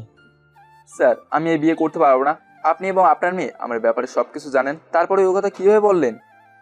আজ 5 বছর ধরে মারিয়াকে খুঁজে বেড়াচ্ছ, কিন্তু এখনো তাকে খুঁজে পাওনি। এভাবেই তো জীবন চলে না। আমি চাই তুমি নিপাকে নিয়ে নতুন জীবন শুরু করো। না স্যার, আমি এটা কখনোই করবো না। আমি নিপাকে শুধু বন্ধু ছাড়া কিছুই ভাবি নাই। আপনি আমাকে মাফ করবেন। আপু, আমি একা রাসেলের সাথে কিছু কথা বলতে চাই। রাসেল, তুমি একটু আমার রুমে আসো। এই বলে নিপা তার রুমে চলে গেল। রাসেল দাঁড়িয়ে না থেকে নিমার পেছন দিয়ে রুমে গেল। নিপা দরজা বন্ধ করে দিয়ে রাসেলের সামনে গিয়ে বলল, রাসেল, তুমি জানো, তোমাকে আমি প্রথম যেই দিন অফিসে দেখি সেই দিন তোমাকে আমার অনেক ভালো লাগে। পরে যখন তোমার বিষয়ে সব কিছু জানতে পারি, তখন তোমার প্রতি আমার ভালোবাসা বেড়ে যায়। আমি আপু আম্মুকে তোমার কথা বলছি। তারা তোমাকে আরও আগে জানতে চেয়েছে, কিন্তু আমি তাদের না করলাম। আমি বলেছি রাইসার জন্মদিনে কথাটা বলতে। নিপা, আমি তোমাকে বন্ধু ছাড়া অন্য কিছু কখনো ভাবি নাই। আমার এই মনে মারিয়াকে ছাড়া অন্য কাউকে জায়গা দিতে পারবো না। প্লিজ, তুমি আমাকে ভুলে যাও। রাসেল, তোমাকে আমি অনেক ভালোবাসি। আমার মেয়েটা তোমাকে পেয়ে অনেক খুশি। তোমাকে ছাড়া রাইসা কিছুই বোঝে না। আমি চাই দুইজন মিলে বাকি জীবনটা কাটিয়ে দিতে। একজন অফিসার কর্মচারী হিসেবে আমার যতটুকু দায়িত্ব সেটা আমি পালন করছি। প্লিজ, তুমি আমার এই জীবনে জড়াতে এসো না। আমি মারিয়াকে ছাড়া অন্য কাউকে বিয়ে করতে পারবো না। ঠিক আছে, জোর করে তো আর কারোর মন পাওয়া যায় না। আমি না হয় তোমাকে একতরফা ভালোবেসে যাব, তবে তোমাকে কখনো ভুলতে পারবো না। নিপা, তুমি এমন পাগলামি করো না। তুমি আমার থেকে ভালো একটা ছেলে দেখে বিয়ে করে নাও। এই জীবনে তোমাকে না পেলে আমি অন্য কাউকে বিয়ে করব না। এখন তুমি আসতে পারো। যাওয়ার আগে একটা সত্যি কথা বলবে? তোমার স্বামী কোথায়? তোমার স্বামীর সাথে কি হয়েছে? সেটা আমি বলতে পারবো না। আবুর কাছে শুনেছি একটা সড়ক দুর্ঘটনায় নাকি আমার স্বামী মারা যায়। শুধু আমি আর রাইসা বেঁচে যাই, কিন্তু আমার স্বামী কেমন দেখতে সেটা আমি জানি না। সড়ক দুর্ঘটনায় নাকি আমার স্মৃতিশক্তি হারিয়ে যায়, এটা আব্বু আম্মু আমাকে বলেছে। ও আচ্ছা, ঠিক আছে, আমি তোমার আব্বুর সাথে কিছু কথা বলবো। এই বলে রাসেল নিপার রুম থেকে বেরিয়ে আসলো। নিপা রুমে বসে কান্না করতে লাগলো। রাসেল নিপার রুম থেকে বেরিয়ে স্টেজের সামনে এসে বসতে বলল। স্যার, আপনার সাথে আমার কিছু কথা আছে, যদি একটু সাইডে আসতেন। আসলে মারিয়ার সড়ক দুর্ঘটনার কথা শুনে রাসেলের কেমন যেন খটকা লাগলো। তাই বসের কাছ থেকে সত্যিটা জানবে আসলে কি হয়েছিল নিপার। বস আর রাসেল একটা রুমে আসলো। তখন বস রাসেলকে বলল, বলো, কেন ডেকেছো আমাকে? স্যার, আপনার কাছে আমি কিছু সত্য ঘটনা জানতে চাই। আপনি আমাকে সত্যি করে বলবেন নিপার সাথে তার স্বামীর কি হয়েছে? তোমার কাছে আজকে সত্যিটা আর লুকোবো না। আসলে একদিন আমি অফিস থেকে আসার সময় হঠাৎ নিপা আমার গাড়ির সাথে দৌড়ে এসে ধাক্কা খায়। আমি আর ড্রাইভার গাড়ি থেকে নামার আগে আরেকটা গাড়ি এসে নিপাকে ধাক্কা দেয়। নিপা ধাক্কা খেয়ে রাস্তার সাইডে পড়ে। পরে আমি আর ড্রাইভার নিপাকে গাড়িতে করে হাসপাতালে নিয়ে আসি। হাসপাতালে নিয়ে আসার পর ডক্টর বলে তাদের দ্বারা সম্ভব না নিপাকে বাঁচানোর। ডক্টর বলেছে নিপাকে বাইরে নিয়ে যাওয়ার জন্য। তারপর নিপাকে আমার ছেলে আকাশের সাথে কথা বলে জরুরিভাবে আমেরিকায় নিয়ে যাই। ওখানে নিপার অপারেশন হয়। নিপার অপারেশন হওয়ার পর জানতে পারি নিপার পেটে নাকি বাচ্চা আছে। নিপা অ্যাক্সিডেন্ট হওয়ার পর তার চেহারা নষ্ট হয়ে যায় এবং নিপা স্মৃতিশক্তি হারিয়ে ফেলেছে। রাখে আল্লাহ মারেকে, নিপার পেটের সন্তানের কিছু হয়নি। নিপা জ্ঞান ফেরার পর জানে আমরাই তার আপনজন। নিপা সুস্থ হতে প্রায় 3 মাস সময় লেগে গেছে। তারপর কয়েক মাস পর নিপার একটা মেয়ে সন্তান জন্ম নেয়। আস্তে আস্তে রাইসা বড় হতে থাকে। তারপর থেকে নিপা আর আকাশ আমার আমেরিকার অফিস দেখাশোনা করে। আমি আর নিপার পরিবারকে খুঁজি নাই। কি করে খুঁজবো? নিপার তো চেহারা পরিবর্তন হয়ে গেছে। রাসেল বসের কথা শুনে মনে হচ্ছে নিপাই তার হারিয়ে যাওয়া মারিয়া। তখন রাসেল বসকে বলল, আচ্ছা স্যার, এটা কত বছর আগের ঘটনা? আমার মারিয়া তো আমার কাছ থেকে প্রায় 5 বছর আগে হারিয়ে গেছে। এই 5 বছর এমনিতেই হতে পারে, আমি তেমন হিসাব রাখি নাই। স্যার, আমার মন বলছে নিপাই আমার মারিয়া, কারণ মারিয়া অ্যাক্সিডেন্ট হওয়ার পর আমাকে ফোন দিয়ে বলছে, কিন্তু হঠাৎ করে মারিয়ার কথা বন্ধ হয়ে যায়। আর আমার মারিয়া ওই সময় প্রেগনেন্ট ছিল। তাহলে আমি বলি কি, তুমি নিপাকে আস্তে আস্তে সব কিছু মনে করতে থাকো। হয়তো নিপাই তোমার মারিয়া হতে পারে। ঠিক আছে স্যার, তবে আমি নিপার শরীরটা একটু চেক করব। তবে একটা মেয়েকে দিয়ে, কারণ মায়ের শরীরে কোথায় কী আছে সেটা আমি জানি।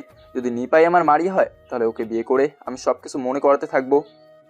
ঠিক আছে, আমি একটা মেয়েকে সাথে করে তোমাকে নিপার রুমে পাঠাচ্ছি, তুমি আমার সাথে আসো। এই কথা বলে বস এবং রাসেল রুম থেকে বেরিয়ে আসলো। রুম বাহিরে এসে বস সবাইকে বলল, আপনারা সবাই খাওয়া দাওয়া করে নিন, আমি কিছুক্ষণ পর আপনাদের সবাইকে বিদায় দেব। আর বিথি, তুমি আমাদের সাথে একটু আসো তো। বিথি হচ্ছে বসের বন্ধুর মেয়ের নাম। বিথি নিপার থেকে বসে একটু ছোট। তো যাই হোক, বস বিথি এবং রাসেল নিপার রুমে গেল। নিপার রুমে গিয়ে বস নিপাকে বলল, নিপা, বিথি তোর শরীর কিছু জায়গা চেক করবে, তুই মা না করিস না, আমি রুমের বাইরে আছি। এই কথা বলে বস নিপার রুম থেকে বেরিয়ে গেল। তারপর রাসেল বলল, দিদি, আমি অন্যদিকে ঘুরে দাঁড়ালাম। তোমাকে আমি যে জায়গায় বলবো দেখতে, তুমি সে জায়গায় দেখে আমাকে জানাবে। ঠিক আছে ভাইয়া, আপনি আমাকে বলুন, আমি দেখছি। তুমি নিপার 3টে জায়গায় দেখো তো। প্রথম হচ্ছে তুমি নিপার নাভির উপর দেখো একটা তিল আছে কিনা। তারপর নিপার পিঠে দেখো একটা জন্মদাগ আছে কিনা। তারপর দেখবে নিপার বুকের উপর 2টা তিল একসাথে আছে কিনা। এগুলো দেখে আমাকে জানাও তো। রাসেলের কথা শুনে নিপা তো কোনো কথা বলছে না। নিপা শুধু নীরব হয়ে দাঁড়িয়ে আছে। বিথি রাসেলের কথা শুনে নিপার জায়গাগুলো দেখতে লাগলো। বিথি রাসেলের কথা মতো 3টা জায়গা দেখে পুরো অবাক হয়ে গেল। বিথি রাসেলকে বলল, ভাইয়া, আপনি যেখানে সেখানে বলছেন দেখতে। আমি দেখছি এবং আপনার কথার সাথে সবকিছু মিলে গেছে। নিপার পেটে একটা জন্ম দাগ আছে, বুকের উপর দুটা তিল একসাথে আছে, আর নাভির উপরে একটা তিল আছে। বৃথের কথা শুনে রাসেল সাথে সাথে নিপাকে জড়িয়ে ধরে কান্না করতে করতে বলল, মারিয়া, তুমি বেঁচে আছো? আজ 5টা বছর তোমার অপেক্ষায় ছিলাম। তোমাকে আমি অনেক জায়গায় খুঁজেছি। আমি তোমাকে হারাতে দেব না আর। এটা তুমি কি বলছো রাসেল? আমি তো নিপা। তুমি কি করে বুঝলে আমি তোমার মারিয়া? তোমার আব্বু আমাকে সবকিছু খুলে বলেছে। 5 বছর আগে তুমি বসের গাড়িতে অ্যাক্সিডেন্ট করছো। এরপর বসের সব কথা খুলে বললাম। নিপা রাসেলের কথা শুনে বসকে ডাক দিল। বস রুমে আসার পর নিপা বসকে বলল, আব্বু, রাসেল যেগুলো বললো সব কিছু কি সত্যি? হ্যাঁ রে মা, রাসেল তোকে যে কথাগুলো বলেছে সব কিছুই সত্যি। তুই স্মৃতিশক্তি হারিয়ে ফেলেছিস, তাই তুই রাসেলকে চিনতে পারিসনি। তাহলে আমার আব্বু আম্মু কোথায়? তোমার আব্বু আম্মু গ্রামে আছে। তুমি হারিয়ে যাওয়ার কথা শুনে পাগলের মতো হয়ে গেছে। এখন তোমাকে দেখলে খুশিতে আত্মহারা হয়ে যাবে। আমার তো কিছুই মনে পড়ছে না। আমার মাথায় প্রচুর ব্যথা করছে। আমাকে একটু একা থাকতে দাও। মারিয়ার কথা শুনে সবাই মারিয়ার রুম থেকে বেরিয়ে আসলো। রাসেল মারিয়ার রুম থেকে বেরিয়ে রাইসাকে জড়িয়ে ধরে পুরো মুখে চুমু খেতে লাগলো। এর ফাঁকে বস সবাইকে বাসায় চলে যেতে বলল, আর 1 সপ্তাহ অফিস বন্ধ দিল। রাসেল রাইসাকে জড়িয়ে ধরে বলল, আম্মু, আমাকে একটাবার আব্বু বলে ডাকো। আমি তোমার বাবা। তুমি কি বলছো চাচু? আমার আপু তো নেই, আমি তোমাকে আপু বলবো কেন? না না ভাই, তোমার ইচ্ছেই আমার আব্বু। কি সত্যি বলছো? তুমি আমার আপু? আপু, এতদিন কোথায় ছিলেন? আম্মু, আব্বু তোমাদের অনেক জায়গায় খুঁজেছি, কিন্তু তোমাদের কোথাও পাইনি। ঠিক আছে আপু, তুমি আর কান্না করো না। এখান থেকে আমাদের ছেড়ে কোথাও যেতে পারবে না। না আম্মু, আমি আর তোমাদের ছেড়ে কোথাও যাব না। সারা জীবন বুকে আগলে রাখবো। ঠিক আছে, তাহলে আমাকে এখন শক্ত করে জড়িয়ে ধরো। রাসেল রাইসার কথা শুনে শক্ত করে জড়িয়ে ধরলো। এ যেন হারানো মানিক রাসেল ফিরে পেয়েছে। বস পাশে দাঁড়িয়ে কান্না করছে এবং ওনার স্ত্রী। এটা দুঃখের কান্না নয়, খুশির কান্না। রাতে ঘুমানোর সময় রাসেল আর রাইসা মারিয়ার রুমে গেল। মারিয়া বিছানায় বসে কি যেন চিন্তা করছে। রাসেল আর রাইসাকে দেখে বলল, কি ব্যাপার রাসেল, তুমি আমার রুমে কেন? আর তুমি বাসায় যাও নাই? বাড়ি আমার বউ এবং মেয়েকে এত বছর পর খুঁজে পেয়েছি, তাদের ছেড়ে আমি বাসায় যাই কি করে? বিশ্বাস করো রাসেল, আমি এখনো কিছু মনে করতে পারছি না। তোমার কথাগুলো বারবার ভাবতেছি, কিন্তু কিছুই মনে করতে পারছি না।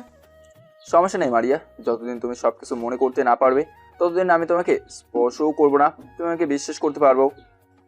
আমি জানি তুমি আমার সাথে কিছু করবে না। তোমাকে আমি ভালোভাবে চিনি। আমার সব কিছু মনে না পড়া পর্যন্ত আমাকে টাচ করো না। ওকে, সমস্যা নেই। আর তোমার আব্বু আম্মুকে কালকে ঢাকা আসতে বলছি। আর তোমার তো আব্বু আম্মু নেই, সেটা তোমাকে আগেই বলছি। যদি আমার সব কিছু মনে নাও পড়ে, তারপরেও তোমাকে আমি আপন করে নিব। তবে আমাকে কিছুদিন সময় দাও। তোমার কথার সাথে তো আমার শরীরের গঠন সব কিছু মিলে গেছে। আমি বিশ্বাস করছি আমি তোমার মারিয়া। তবে আমাকে কিছুদিন সময় দাও, দেখি আমি সব কিছু মনে করতে পারি নাকি। তোমাদের কথা এবার বন্ধ করো। আমি আজকে থেকে আপুকে জড়িয়ে ধরে ঘুমাবো। বাপ্পা, আব্বুকে পেয়ে আম্মুর কথা ভুলে গেলে? আপুকে তো আজকে অনেক দিন পর পেয়েছি, তাই এখন আপুই কমে ঘুমাবো, পরে তুমি কোলে ঘুমাবো। আপু তুমি বিছানায় উঠো, আমি তোমাদের দুজনের মাঝখানে ঘুমাবো। এরপর রাসেল বিছানায় উঠে একপাশে শুয়ে পড়লো। রাইসা রাসেলকে জড়িয়ে ধরলো। মারিয়াও শুয়ে পড়লো। পরদিন সকালে রাসেল ঘুম থেকে উঠে নিজের চোখ যেটা দেখলো সেটা দেখে রাসেল একটা মুচকি হাসি দিল। রাসেল ঘুম থেকে উঠে দেখে মারিয়া রাসেলকে জড়িয়ে ধরে শুয়ে আছে। রাইসা অন্য পাশে শুয়ে আছে। যেই রাসেল শোয়া থেকে উঠতে যাবে তখন মারিয়া ঘুম ভেঙে গেল। মারিয়া চোখ খুলে দেখে রাসেলকে জড়িয়ে ধরে আছে। মারিয়ার সাথে সাথে রাসেলকে ছেড়ে দিল। মারিয়া পুরো লজ্জায় লাল হয়ে গেছে। রাসেল কোনো কথা না বলে বিছানা থেকে উঠে ওয়াশরুমে চলে গেল। রাসেল ফ্রেশ হয়ে এসে দেখে মারিয়া বসে বসে কি যেন ভাবছে। তখন রাসেল মারিয়াকে বলল, কি ব্যাপার মারিয়া, তুমি বসে বসে কি ভাবছো? তুমি ফ্রেশ হবে না? কিছু না, তুমি বসো, আমি ফ্রেশ হয়ে আসছি। এই বলে মারিয়া ওয়াশরুমে চলে গেল। রাসেল দাঁড়িয়ে না থেকে বিছানায় বসে রাইসার কপালে একটা চুমু খেলো। সাথে সাথে রাইসার ঘুম ভেঙে গেল। তখন রাইসা ঘুম থেকে উঠে রাসেলকে বলল, আপু, আম্মু কোথায়? আর তোমরা কখন ঘুম থেকে উঠলে? আমাকে ডাক দাওনি কেন? মামুনি, আমরা মাত্র ঘুম থেকে উঠলাম, তুমি বসো। তোমার আম্মু ওয়াশরুম থেকে বেরিয়ে আসলে তুমি ফ্রেশ হয়ে এসো, আমরা সবাই একসাথে নাস্তা করবো। ঠিক আছে আপু। কিছুক্ষণ পর মারিয়া ওয়াশরুম থেকে বেরিয়ে আসলো। রাসেল মারিয়ার দিকে তাকিয়ে আছে। রাসেল মারিয়ার ভেজা মুখটা দেখে তাকিয়ে আছে। তখন মারিয়া রাসেলকে বলল, কি ব্যাপার, তুমি আমাদিকে এভাবে তাকিয়ে আছো কেন? তোমার ভেজা মুখটা দেখতে অনেক সুন্দর লাগছে, তাই তাকিয়ে আছি। হয়েছে, আর তাকাতে হবে না। রাইসা মামুনি, তুমি ওয়াশরুমে ঢুকে ফ্রেশ হয়ে আসো, আমরা সবাই একসাথে নিচে যাব। রাইসা ঠিক আছে বলে ওয়াশরুমে ঢুকে গেল। রাইসা ফ্রেশ হয়ে আসার পর রাসেল এবং মারিয়া একসাথে নিচে নেমে আসলো। রাসেল আর মারিয়ার মাঝখানে রাইসা একটা চেয়ারে বসলো। আন্টি সবাইকে নাস্তা দিল। রাসেল রাইসাকে নিজ হাতে খাইয়ে দিতে লাগলো। হঠাৎ রাসেল বলে উঠলো, আঙ্কেল, আমি কিছুক্ষণ পর মারিয়া এবং রাইসাকে নিয়ে গ্রামে যাব। মারিয়াকে তার আব্বু আম্মুর কাছে নিয়ে যাব। ঠিক আছে, যাও, তবে সাবধানে যাবে। মারিয়া কিন্তু এখন তার আব্বুকে আম্মুকে চিনতে পারবে না। তুমি ওনাদের টেনশন করতে বলবে না, আর ওনারা মারিয়াকে দেখলে চিনতে পারবে না। আল্লাহ একদিন ঠিকই মারিয়ার স্মৃতিশক্তি ফিরিয়ে দেবে। ওকে আন্টি, আপনি শুধু আমাদের জন্য দোয়া করবেন, আমি ওনাদের সব কিছু বুঝিয়ে বলবো। ঠিক আছে, নাস্তা করে রেডি হয়ে বেরিয়ে পড়ো। ড্রাইভার তোমাদের সাথে যাবে, নাকি তোমরা যেতে পারবে? না আঙ্কেল, ড্রাইভার যাওয়া লাগবে না, আমি নিজেই ড্রাইভ করব। রাসেলের কথা শুনে আঙ্কেল আন্টি আর কোনো কথা বলল না। কিন্তু মারিয়া কি যেন চিন্তা করছে। তখন রাসেল মারিয়াকে বলল, কি হলো মারিয়া, তুমি কি চিন্তা করছো? আমার সাথে যাবে না তোমার আব্বু আম্মুর কাছে? আমি অতীত মনে করার চেষ্টা করছি, কিন্তু কিছুতেই মনে করতে পারছি না। আর আমি অবশ্যই আব্বু আম্মুর কাছে যাব। ঠিক আছে, তাহলে নাস্তা খেয়ে রেডি হয়ে নাও, আমরা আর কিছুক্ষণ পর গ্রামের উদ্দেশ্যে রওনা দেবো। মারিয়া ঠিক আছে বলে হালকা নাস্তা করে রুমে চলে গেল। রাসেল রাইসাকে এবং নিজেও নাস্তা করে রুমে চলে আসলো। রাসেল রুমে এসে দেখে মারিয়া আয়নার সামনে দাঁড়িয়ে চুল ঠিক করছে।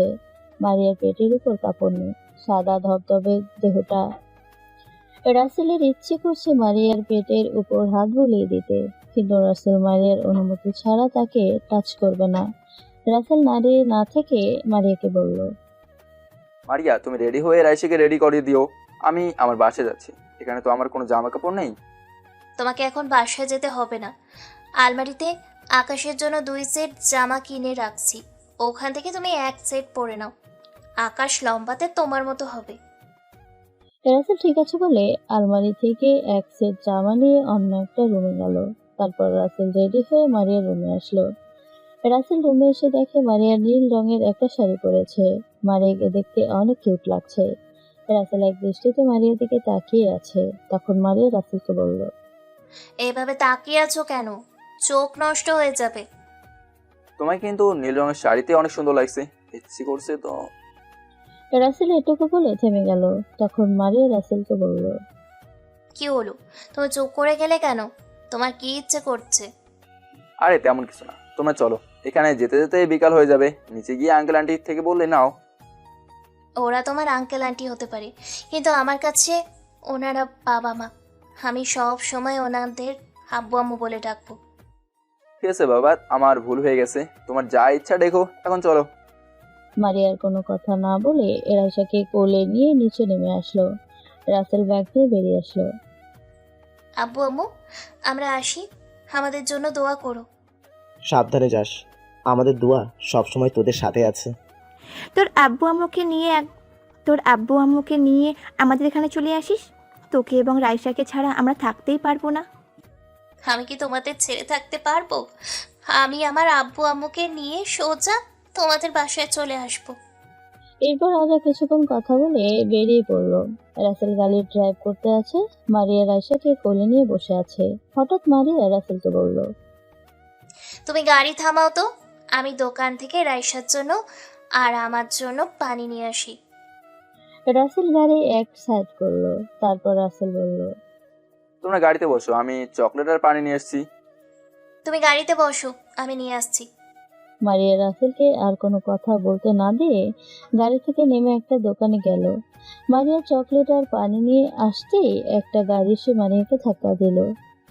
মারিয়া গাড়ির সাথে ধাক্কা খেয়ে রাস্তার পাশে একটা পিলারের সাথে মাথায় বাড়ি লাগলো। রাসেল গাড়ি থেকে তাড়াতাড়ি করে নেমে দৌড়ে মারিয়ার কাছে গেল। মারিয়ার মাথা ফেটে রক্ত বেরোচ্ছে। মারিয়ার এই অবস্থা দেখে রাসেল কান্না করতে লাগলো। রাইসাও গাড়ি থেকে নেমে মারিয়ার কাছে আসলো। রাইসা কান্না করতে লাগলো। রাসেল তাড়াতাড়ি করে মারিয়াকে কোলে নিয়ে গাড়িতে নিল। রাইসা মারিয়ার পাশে বসে কান্না করতে লাগলো। রাসেল গাড়ি তাড়াতাড়ি করে চালিয়ে একটা হাসপাতালে চলে আসলো। রাসেল মারিয়াকে কোলে নিয়ে হাসপাতালের ভেতরে ঢুকলো। নার্স এসে রাসেলের কাছ থেকে মারিয়াকে একটা কেবিনের ভিতরে নিয়ে গেল। রাইসা রাসেলকে জড়িয়ে ধরে কান্না করতে লাগলো। তখন রাইসা রাসেলকে বলল, আপু, আমার আম্মুর কিছু হবে না তো? আমি আম্মুকে ছাড়া থাকতে পারবো না। বলো না আপু, আম্মু বাঁচবে তো? কান্না করো না রাইসা, তোমার আম্মুর কিচ্ছু হবে না, তোমার আম্মু সুস্থ হয়ে যাবে। তাই যেন হয় আপু। রাসেল মোবাইল বের করে আঙ্কেল আন্টিকে ফোন দিয়ে হাসপাতালে আসতে বলল। তারপর মারিয়ার আম্মু আব্বুকে ফোন দিয়ে ঢাকা আসতে বলল। মারিয়ার আব্বু আম্মু জানতে চেয়েছে কেন ঢাকা আসছে এবং হাসপাতালে কেন যেতে, কিন্তু রাসেল তাদের সত্যিটা বলে নাই। আগেও রাসেল মারিয়ার আব্বু আম্মুকে বলে নাই। রাসেল চেয়েছিল মারিয়ার আব্বু আম্মু সারপ্রাইজ দিতে, কিন্তু রাস্তায় এত বড় দুর্ঘটনা ঘটবে রাসেল এটা কখনো ভাবতেও পারেনি। তো যাই হোক, প্রায় 30 মিনিট পর আঙ্কেল আন্টি হাসপাতালে চলে আসলো। তারা এসে রাসেলকে বলল, রাসেল, আমার মেয়ের কি হয়েছে? ও ঠিক আছে তো? আঙ্কেল, আমি এখনো কিছুই বলতে পারছি না। ডাক্তার এখনো কেবিন থেকে বেরিয়ে আসে নাই। আর মারিয়ার রাস্তায় একটা দোকান থেকে চকলেট আর পানি আসতেই হঠাৎ একটা গাড়ি এসে মারিয়াকে ধাক্কা মারে। তারপর সবকিছু খুলে বললাম। আমার মেয়ের কিছু হলে আমি পাগল হয়ে যাব। আল্লাহ, তুমি আমার মেয়েকে বাঁচিয়ে দাও। কিছুক্ষণ পর একজন ডাক্তার কেবিন থেকে বেরিয়ে আসলো। রাসেল দৌড়ে গিয়ে ডাক্তারের সামনে গিয়ে দাঁড়ালো। ডাক্তার, আমার মারিয়া ঠিক আছে তো? ওর কিছু হয়নি তো? ও বাঁচবে তো? দেখুন, আমরা আমাদের সব কিছু দিয়ে চেষ্টা করছি। এখন বাঁচা মরা আল্লাহর হাতে। রোগীকে দেখে বোঝা যাচ্ছে আগেও সে মাথায় আঘাত পেয়েছে। এই নিয়ে 2বার মাথায় আঘাত পেয়েছে। যদি 24 ঘন্টার ভিতরে রোগীর জ্ঞান ফিরে না আসে তাহলে আমাদের কিছুই করার নেই। এখন শুধু আল্লাহই পারে রোগীটাকে বাঁচাতে। এই বলে ডাক্তার চলে গেল। রাসেল ডাক্তারের কথা শুনে নিচে বসে পড়ল। রাসেল এর জন্য মুখ দিয়ে কথাই বেরোচ্ছে না। দেখতে দেখতে 6 ঘন্টা চলে গেল। রাইসা তার নানা নানির কোলে বসে কান্না করতে করতে ঘুমিয়ে পড়েছে। রাসেল মারিয়ার কেবিনের ভিতরে এক কোনায় নামাজের বিছানা বিছিয়ে আল্লাহর কাছে মোনাজাত করে বলতে আছে, হে আল্লাহ, তুমি আমার মারিয়াকে আমার কাছে ফিরিয়ে দাও। আমি 5 বছর ওকে খুঁজে পেয়েছি। তুমি ওকে আমার কাছ থেকে কেড়ে নিও না। আমি ওকে ছাড়া বাঁচতে পারবো না। তুমি যদি ওকে নিয়ে যাও তাহলে আমাকেও সাথে নিয়ে যাও। এইভাবে আরো কিছুক্ষণ মোনাজাত করে ঘুমিয়ে পড়লো। রাসেল রাতে মোবাইলে চার্জ দিতে মনে ছিল না, তাই রাসেলের মোবাইল বন্ধ হয়ে আছে। দেখতে দেখতে আরো 6 ঘন্টা চলে গেল।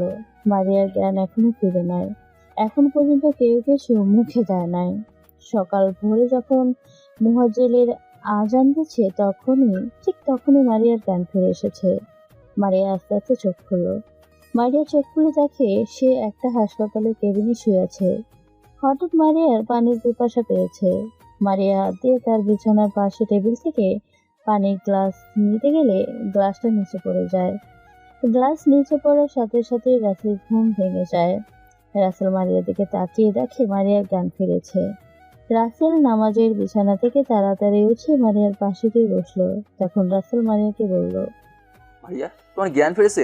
ডাক্তার বলেছে 24 ঘন্টার ভেতরে তোমার জ্ঞান ফিরে না আসলে তাদের কিছুই করার নেই। আমার অনেক পানি পিপাসা পেয়েছে, আমাকে 1 গ্লাস পানি দাও।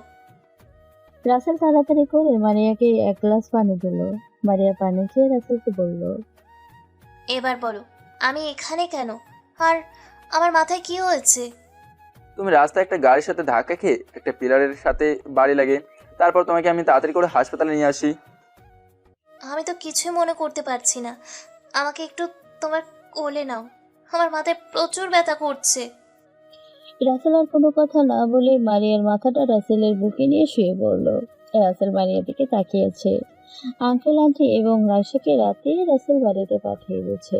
তারা সকালবেলা হাসপাতালে এসে দেখে মারিয়া রাসেলের বুকে জড়িয়ে ধরে ঘুমিয়ে আছে। এ রাতে রাসেলের মোবাইল বন্ধ থাকার কারণে ফোন দিতে বলতে পারে নাই। আঙ্কেল আন্টি এবং রাইসা মারিয়ার জ্ঞান ফিরেছে দেখে খুশিতে চোখের পানি ফেলছে। মারিয়ার ঘুম ভেঙে যাওয়ার পর দেখে সে রাসেলের বুকে ঘুমিয়ে আছে। মারে একটু নড়ে ওঠার সাথে সাথে রাসেলের ঘুম ভেঙে যায়। রাইসা দৌড় দিয়ে মারিয়ার বুকের উপর শুয়ে পড়ল। তখন মারিয়া এমন কিছু বলবে সেটা শোনার জন্য কেউ প্রস্তুত ছিল না। হেই মেয়ে, তুমি কে? আর আমাকে তুমি আম্মু বলে ডাকছো কেন? এটা তুমি কি বলছো আম্মু? আমি তোমার মেয়ে রাইসা। তুমি আমাকে চিনতে পারছো না? না, আমি তোমাকে চিনতে পারছি না। আমার তো কোনো ছেলে মেয়ে নেই। হে রাসেল, তুমি কিছু বলছো না কেন? এই মেয়েটা কে? মারিয়া, রাইসা ঠিক কথা বলছে। ও তোমার মেয়ে রাইসা। তুমি 5 বছর শিশু শক্তি হারিয়েছিলে, তাই তোমার 5 বছরের অতীত কিছু মনে নেই। এটা তুমি কি বলছো রাসেল? রাইসা আমার মেয়ে? আমাকে একটু সব কিছু খুলে বলবে? আঙ্কেল রাসেলকে কিছু বলতে না দিয়ে তিনি বললেন, আমি সব কিছু খুলে বলছি। মারিয়াকে সব কিছু খুলে বললাম। তোর জ্ঞান ফিরে আসার পর তুই আমাদের কাউকে চিনতে পারিস নাই। ডক্টর বলেছে তোর স্মৃতিশক্তি হারিয়ে গেছে। এরপর থেকে তুই আমাদের আব্বু আম্মু বলে ডাকতি। এই কয়েক মাস পর রাইসা দুনিয়ায় আসে। আজকে রাসেল তোকে নিয়ে তোর আব্বু আম্মুর কাছে যেতে চাইছিল। হঠাৎ রাস্তার একটা গাড়ি তোকে ধাক্কা মারে, আর তুই 5 বছরের সব কিছু ভুলে যাস। আমি তো কিছুই মনে করতে পারছি না। আমার আব্বু আম্মু এবং শ্বশুর শাশুড়ি, তারা কোথায়? আব্বু আম্মু 1 বছর আগেই মারা যায় অসুস্থ হয়ে। অনেক বড় বড় ডাক্তার দেখাইছি, কিন্তু কোনো লাভ হলো না। নিজেদের বাড়ি ছেড়ে সবকিছু বিক্রি করে চিকিৎসা করছি। আর তোমার আব্বু আম্মু তোমাকে হারিয়ে প্রায় পাগলের মতো হয়ে গেছে। আমি গতকাল তাদের ফোন দিয়ে আসতে বলছি। এটা তুমি কি বলছো? তোমার আব্বু আম্মু বেঁচে নেই, তারা মারা গেছে? মারিয়া এই কথা বলে রাইসাকে জড়িয়ে ধরে কান্না করতে লাগলো। তখন রাসেল বলল, তাই মারিয়া, তুমি কান্না করো না, এখন আব্বু আম্মুর জন্য দোয়া করো। আমি তোমার আব্বু আম্মুকে ফোন দিচ্ছি। এই বলে রাসেল মোবাইল হাতে নিয়ে দেখে মোবাইলে চার্জ নেই, তাই বন্ধ হয়ে আছে। তখন রাসেল আঙ্কেলকে বলল, আঙ্কেল, আপনার মোবাইলটা দেন তো। আমার মোবাইলটা বন্ধ হয়ে গেছে। আমি শ্বশুর শাশুড়িকে একটু ফোন দিই। আঙ্কেল রাসেলকে মোবাইল দিল। রাসেলের নাম্বার মুখস্থ ছিল। রাসেল মোবাইল নাম্বার তুলে ফোন দিল। তখন ওই পাশ থেকে মারিয়ার আব্বু ফোন রিসিভ করে বলল, হ্যালো, কে বলছেন? আসসালামু আলাইকুম আব্বু আম্মু, আমি রাসেল বলছি। আপনারা এখন কোথায় আছেন? আরে রাসেল, তুমি? আমরা তো হাসপাতালের সামনে থেকে ঘুরে চলে এসেছি। এখন আমার এক বন্ধুর বাসায় আছি। তোমার মোবাইলে অনেক ফোন দিছি, কিন্তু ফোন বন্ধ বলছে। আসলে আব্বু, আমার মোবাইলে চার্জ নেই, তাই বন্ধ হয়ে গেছে। আমি একটা ঠিকানা মেসেজ করে পাঠিয়ে দিচ্ছি, আপনি আম্মুকে নিয়ে ঠিকানাটায় আসেন। রাসেলের শ্বশুর ঠিক আছে বলে ফোন রেখে দিল। রাসেল আঙ্কেলের বাসার ঠিকানা মেসেজ করে পাঠিয়ে দিছে। তখন রাসেল মারিয়াকে বলল, আচ্ছা মারিয়া, 5 বছর আগে হঠাৎ তুমি আমাকে না বলে বাইরে আসলে কেন? আর তোমার অ্যাক্সিডেন্ট কিভাবে হলো? আমার এখন মাথা ব্যথা করছে। আমি এখন কিছু বলতে পারবো না। আগে বাসায় যাই, তারপর তোমাকে সব কিছু খুলে বলবো। এখানে একটা কাহিনী আছে, হয়তো সেটা শোনার পর তুমি আমার সাথে রাগ করবে, কিন্তু তারপরেও তোমাকে সব কিছু খুলে বলবো। ঠিক আছে, শুয়ে থাকো। আমি ডাক্তারের কাছে যাচ্ছি, দেখি তারা কি বলে। তোমাকে কখন বাসায় নিয়ে যাবো, আর আঙ্কেল আন্টি আপনার বাসায় চলে যান। মারিয়ার আব্বু আম্মু আসবে বাসায়। আমি ডাক্তারের কাছে জিজ্ঞেস করে দেখি মারিয়াকে কখন নিয়ে যাওয়া যাবে। আঙ্কেল আন্টি ঠিক আছে বলে কেবিন থেকে বেরিয়ে আসলো। এতক্ষণ রাইসা মারিয়াকে জড়িয়ে ধরে ঘুমিয়ে গেছে। মারিয়া শুয়ে রাইসার মাথায় হাত বুলিয়ে দিচ্ছে। রাসেল কেবিন থেকে বেরিয়ে ডাক্তারের কাছে গেল। ডাক্তার বলেছে মারিয়াকে বিকেলে বাসা নিয়ে যাওয়া যাবে, তবে মারিয়াকে বেশি উত্তেজিত হতে দেওয়া যাবে না। দেখতে দেখতে রাসেল তখন মারিয়াকে নিয়ে বাসায় যাচ্ছে। রাইসা মারিয়ার কোলে বসে আছে। মারিয়া বাইরের দিকে তাকিয়ে আছে। কিছুক্ষণ পর বাসা চলে আসলো। মারিয়া গাড়ি থেকে নেমে দাঁড়িয়ে আছে। তখন রাইসা বলল, আম্মু, তুমি দাঁড়িয়ে আছো কেন? ভিতরে যাবে না? তোমার আব্বু গাড়ি পার্কিং করে আসুক, সবাই একসাথে ভিতরে যাব। রাসেল গাড়ি পার্কিং করে আসার পর মারিয়া সহ রাসেল দরজার সামনে দাঁড়িয়ে কলিং বেল চাপ দিল। কিছুক্ষণ পর আন্টি এসে দরজা খুলে দিল। সবাই ভেতরে গেল। মারিয়া ভেতরে ঢুকে তার আব্বু আম্মুকে দেখে জড়িয়ে ধরে কান্না করে দিল। তখন মারিয়ার আম্মু বলল, কে তুমি মা? আর আমাকে আম্মু বলে জড়িয়ে ধরে কান্না করছো কেন? আম্মু, তুমি আমাকে চিনতে পারছো না? আমি তোমার মারিয়া। কি বলছো তুমি? আমার মেয়ে দেখতে তো এরকম না। রাসেল, আম্মু আমাকে চিনতে পারছে না কেন? আব্বু, তুমিও কি আম্মুর মতো আমাকে চিনতে পারছো না? ঠিকই বলেছো, আমিও তোমাকে চিনতে পারছি না। এবার রাসেল সবাইকে বলতে লাগলো, মারিয়া, তোমার আব্বু আম্মু তোমাকে চিনবে কেমন করে? তোমার তো আগের চেহারা এখন নেই। তুমি আমার মোবাইলে দেখো। এই বলে রাসেল মারিয়াকে মোবাইলের ক্যামেরা চালু করে দিছে। মারিয়া মোবাইলের দিকে তাকিয়ে একটা চিৎকার দিয়ে উঠল। আমার চেহারা এরকম কেন? আমি কিছুই বুঝতে পারছি না। তুমি অ্যাক্সিডেন্ট হওয়ার পর তোমার চেহারা নষ্ট হয়ে যায়। আমেরিকার ডাক্তার অপারেশন করে অনেক কষ্টে ঠিক করে, তবে আগের চেহারা ফিরিয়ে আনা তাদের সম্ভব হয়নি। আর আব্বু আম্মুও তোমাদের দেখে মেয়ে মারিয়া। রাসেলের কথা শুনে মারিয়ার আব্বু আম্মু মারিয়াকে জড়িয়ে ধরে কান্না করে দিল। এটা কষ্টের কান্না নয়, সুখের কান্না। 5 বছর পর হারানো মেয়েকে ফিরে পেয়েছে। মারিয়া সবাইকে অ্যাক্সিডেন্টের কথা সব খুলে বলল। তারপর সবার সাথে খাবার খেয়ে রুমে চলে আসলো। মারিয়া রুমে এসে দেখে মারিয়া আর রাইসার ছবি দেয়ালে ঝুলানো। রাইসার ছোটবেলার ছবি আছে। মারিয়া বাসায় আসার পর তার রুমে যেতে পারে নাই। মারিয়া তার আব্বু আম্মুর সাথে ছিল। হঠাৎ রাইসা বলল, আম্মু দেখছো আমার ছোটবেলার ছবি? তুমি আমাকে খাইয়ে দিচ্ছ, ঘুম পাড়িয়ে দিয়ে দিচ্ছ, গোসল করিয়ে দিচ্ছ। হ্যাঁ মামুনি, আমার বিশ্বাস হয়েছে তুমি আমার মেয়ে। আমি তোমাকে কখনো ছেড়ে যাব না। তাহলে এখন আমার মাথায় হাত বুলিয়ে দাও আর গল্প করো, তাহলে দেখবে আমার ঘুম চলে আসবে। তুমি আগে আমাকে এইভাবে ঘুম পাড়িয়ে দিতে। আমার মেয়েটা এখন আমাকে সব কিছু শিখিয়ে দেবে। এদিকে আসো, আম্মু তোমাকে ঘুম পাড়িয়ে দিই। রাইসা মারিয়ার বুকে শুয়ে পড়ল। মারিয়া রাইসাকে গল্প বলছে। কিছুক্ষণের মধ্যেই রাইসার ঘুম চলে আসলো। রাসেল রুমে ঢুকে দরজা বন্ধ করে দিল। হাতে 2টা কফি নিয়ে আসলো।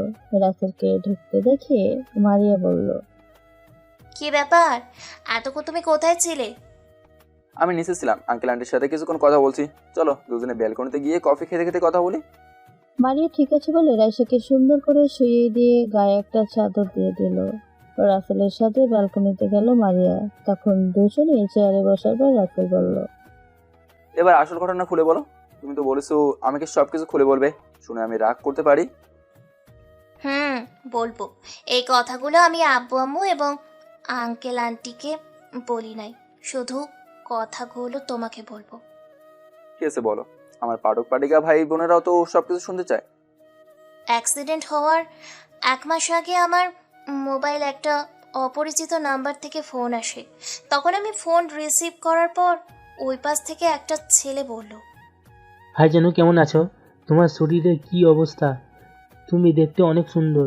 তুমি আমার বউ হবে? আপনি কে? আমাকে জানু বলছেন কেন? আমার তো বিয়ে হয়ে গেছে। তাহলে আপনাকে বিয়ে করব কেন? আপনি কি আমাকে চিনেন? মিস মারিয়া, তোমাকে আমি অনেক আগে থেকেই চিনি। তোমার স্বামী একটা অফিসে জব করে আর তুমি বাসায় থাকো। সত্যি করে বলুন তো, আপনি কে? কি চান আমার কাছে? আমি তোমাকে চাই, তুমি তোমার স্বামীকে ডিভোর্স দাও। কুত্তার বাচ্চা, তোর সাহস কি করে হয় আমার স্বামীকে ডিভোর্স দিতে বলিস? তোর ঘরে কি মা বোন নেই? মা বাবা ভাই বোন সবাই আছে, শুধু একটা বউ নাই, তাই তোমাকে আমার বউ বানাতে চাই। তুই রাত জেগে স্বপ্ন দেখে যাবি, কখনো আমি তোকে বিয়ে করব না। তাই নাকি? তুমি এখনো তো আমাকে চিনো না। যদি তুই তোর স্বামীকে ভালোবেসে থাকিস তাহলে তাকে ছেড়ে দে, তা না হলে আমি তোর স্বামীকে মেরে ফেলবো। তোর স্বামী কিন্তু রাতে একা একা বাসায় ফেরে। প্লিজ, তুমি আমার স্বামীকে মেরো না। তুমি যা বলবে আমি তাই করব। এই তো তুমি লাইনে আসছো। যদি তোমার স্বামীকে আমার বিষয়টা জানাও তাহলে তোর স্বামীকে রাস্তায় মেরে ফেলে রাখবো। তোর স্বামী যেন কিছুই জানতে না পারে। ঠিক আছে, বলবো না। আমার পেটে তার সন্তান বড় হচ্ছে। আমি সন্তানকে বাবাহারা করতে চাই না। তাহলে এখন আমি তোকে যে সময় ফোন দিব সে সময় আমার সাথে কথা বলবি। তোর স্বামী কেয়ার করবি না, তাকে সবসময় অবহেলা করে যাবি। এটা করলে তো সে আমাকে ভুল বুঝবে, আমাকে ছেড়ে চলে যাবে। তোকে যদি তোর স্বামী সত্যি ভালোবেসে থাকে তাহলে কখনো তোকে ছেড়ে যাবে না। এখন বল আমার কথায় রাজি কিনা। ঠিক আছে, রাজি। এরপর মারিয়ার সাথে ছেলেটা আরো কিছুক্ষণ কথা বলে ফোন রেখে দেয়। মারিয়া রাসেলকে অনেক ভালোবাসে, তাকে সে হারাতে চায় না। তাই মারিয়া কিছুদিন রাসেলের কেয়ার বন্ধ করে দিয়েছে। সব সময় ওই ছেলেটার সাথে হেসে হেসে কথা বলে। মারিয়াকে ওই ছেলেটা বলছে তার সাথে হেসে হেসে কথা বলতে। মারিয়ার কথা শুনে রাসেল বলল, সবকিছু বুঝলাম, তুমি আমাকে একটা বার বলতে আর বাইরে গেছো কেন? তোমাকে বলি নাই যদি ওই ছেলেটা তোমাকে মেরে ফেলে? যেই দিন আমি অ্যাক্সিডেন্ট হই ওই দিন ছেলেটা আমাকে বলছে তার সাথে দেখা করতে। ওটা ছিল তার সাথে প্রথম দেখা করতে যাওয়া। আমাকে বলছে একটা পার্কে আসতে। আমি তোমাকে না জানিয়ে ওর সাথে দেখা করতে যাই। ওই ছেলেটা যে পার্কের কথা বলছে, আমি পার্কের সামনে গিয়ে দেখি 5-6টা ছেলে দাঁড়িয়ে আছে। তখন আমি ওই ছেলেটাকে ফোন দিলাম। তখন 5-6টা ছেলের মধ্যে একটা ছেলে বেরিয়ে এসে ফোন রিসিভ করলো। তখন আমি ছেলেটাকে দেখি 5-6টা ছেলের মধ্যে থেকে একটা ছেলে জোরে বলে, কিরে নবী, তোর পাখিটা কোথায়? মন তো আর মানছে না। ওই ছেলেটার কথা শুনে নবী সাথে সাথে ফোন কেটে দেয়। তখন আমি বুঝতে পারি আজকে আমার সাথে কিছু একটা হবে। তাই পার্ক থেকে চলে আসার সময় নবী আমাকে দেখে ফেলে। তখন তারা আমার পিছু নেয়। আমি দৌড়ে গিয়ে তাদের থেকে পালিয়ে আসতে গাড়ির সাথে ধাক্কা খেয়ে পড়ে যাই। প্রথম ধাক্কায় মাথাটা ফেটে গেছে। মোবাইল হাতের মুঠোয় ছিল। মোবাইল বের করে তোমাকে ফোন দিই। তোমার সাথে কথা শেষ হওয়ার আগেই আরেকটা গাড়ি এসে আমাকে ধাক্কা মারে। তারপর আর কিছু মনে নেই। তারপর কি হলো তুমি তো জানো। আচ্ছা, তুমি নবীকে দেখলে চিনতে পারবে তো? অবশ্যই চিনবো, তার চেহারা আমার চোখের সামনে ভাসছে। ঠিক আছে, এখন ওসব কথা বাদ দাও, অনেক রাত হয়েছে, চলো ঘুমাবে। এমনিতেই তুমি অসুস্থ। মারিয়া ঠিক আছে বলে রাসেলের সাথে রুমে চলে আসলো। রাসেল মারিয়াকে ওষুধ খাইয়ে দিল। মারিয়া বিছানার এক পাশে ঘুমালো, রাসেল অন্য পাশে। মাঝখানে রাইসা শুয়ে আছে। দেখতে দেখতে 1 মাস চলে গেল। মারিয়া এখন পুরোপুরি সুস্থ। রাসেল এখন একা অফিস দেখাশোনা করে। মারিয়া আঙ্কেল আন্টিকে আব্বু আম্মু বলে ডাকে, কারণ তাদের কোনো মেয়ে নেই। মারিয়াকে নিজের মেয়ের মতো রাখছে। মারিয়া তাদের ছেড়ে যেতে চায় না। 5 দিন পর মারিয়া, রাইসা এবং রাসেল বাইরে ঘুরতে বেরোয়েছে। একটা পার্কে বসে চারপাশে তাকিয়ে দেখতে আছে। হঠাৎ মারিয়া একজনকে দেখে রাসেলকে বলল, রাসেল, ওই যে নবী একটা মেয়ের সাথে বসে আছে। মারিয়ার কথা শুনে রাসেল নবীর দিকে তাকালো। রাসেল নবীকে দেখে চিনতে ভুল করে নাই। এই নবী ওই ছেলে যে আমাকে ডাক্তারের দোকান থেকে অন্য ওষুধ ধরিয়ে দিছে। তখন রাসেল মারিয়াকে বলল, মারিয়া, তুমি কি শিওর এই ছেলেটাই তোমার সাথে এরকম করছে? রাসেল, ওই সেই নবী, আমি তাকে ভালো করে চিনছি। রাসেল আর কোনো কথা না বলে উঠে গিয়ে নবীকে মারতে লাগলো। নবীর নাক মুখ ফাটিয়ে ফেলছে। তখন রাসেল নবীকে বলল, তুই আমার মায়ের সাথে এমন করছিস কেন? আমার কাছ থেকে 5 বছর দূরে সরিয়ে রাখলি কেন? আসলে একদিন মার্কেটে আপনার বউকে দেখে আমার অনেক ভালো লাগে। তখন আপনাদের পিছু নিই। আপনাদের বাসার সামনে অনেক দিন দাঁড়িয়েছিলাম আপনার মারিয়ার সাথে কথা বলার জন্য। কিন্তু মারিয়া একা বাসা থেকে বের হয় না। যে সময় বের হয় সে সময় আপনি তার সাথে থাকেন। একদিন সকালে আপনাকে ডাক্তারের দোকানে দেখি।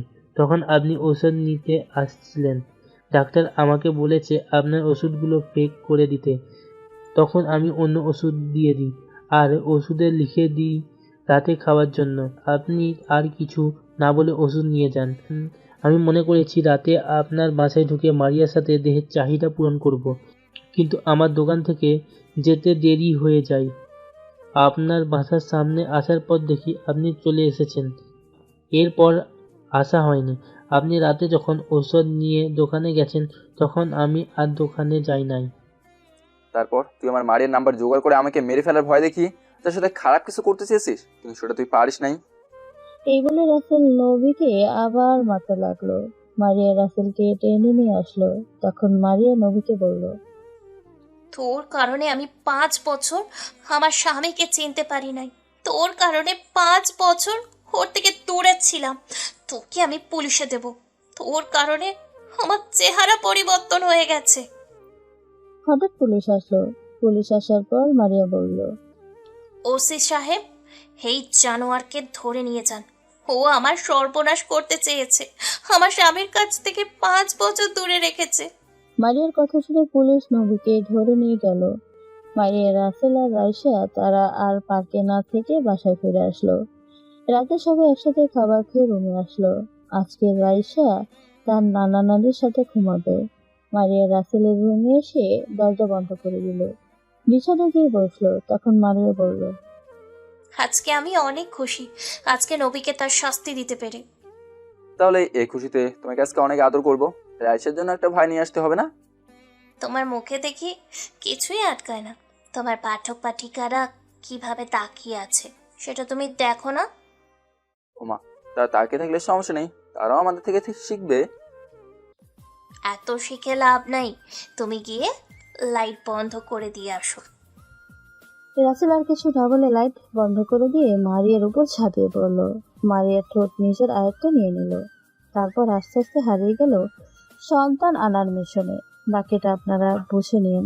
ধন্যবাদ সবাইকে। এখন রাসেল আর মারিয়া অফিসে দেখাশোনা করে, আর রাইসাকে একটা মাদ্রাসায় ভর্তি করিয়ে দিয়েছে। মারিয়ার আপন বাবা মা এবং রাসেল, মারিয়া, রাইসা তারা নতুন একটা বাসায় থাকে। আর নবীর 5 বছরের জেল দেওয়া হয়েছে। অফিসে মারিয়া বস হিসাবে কাজ করে, আর রাসেল মারিয়াকে কাজে সাহায্য করে।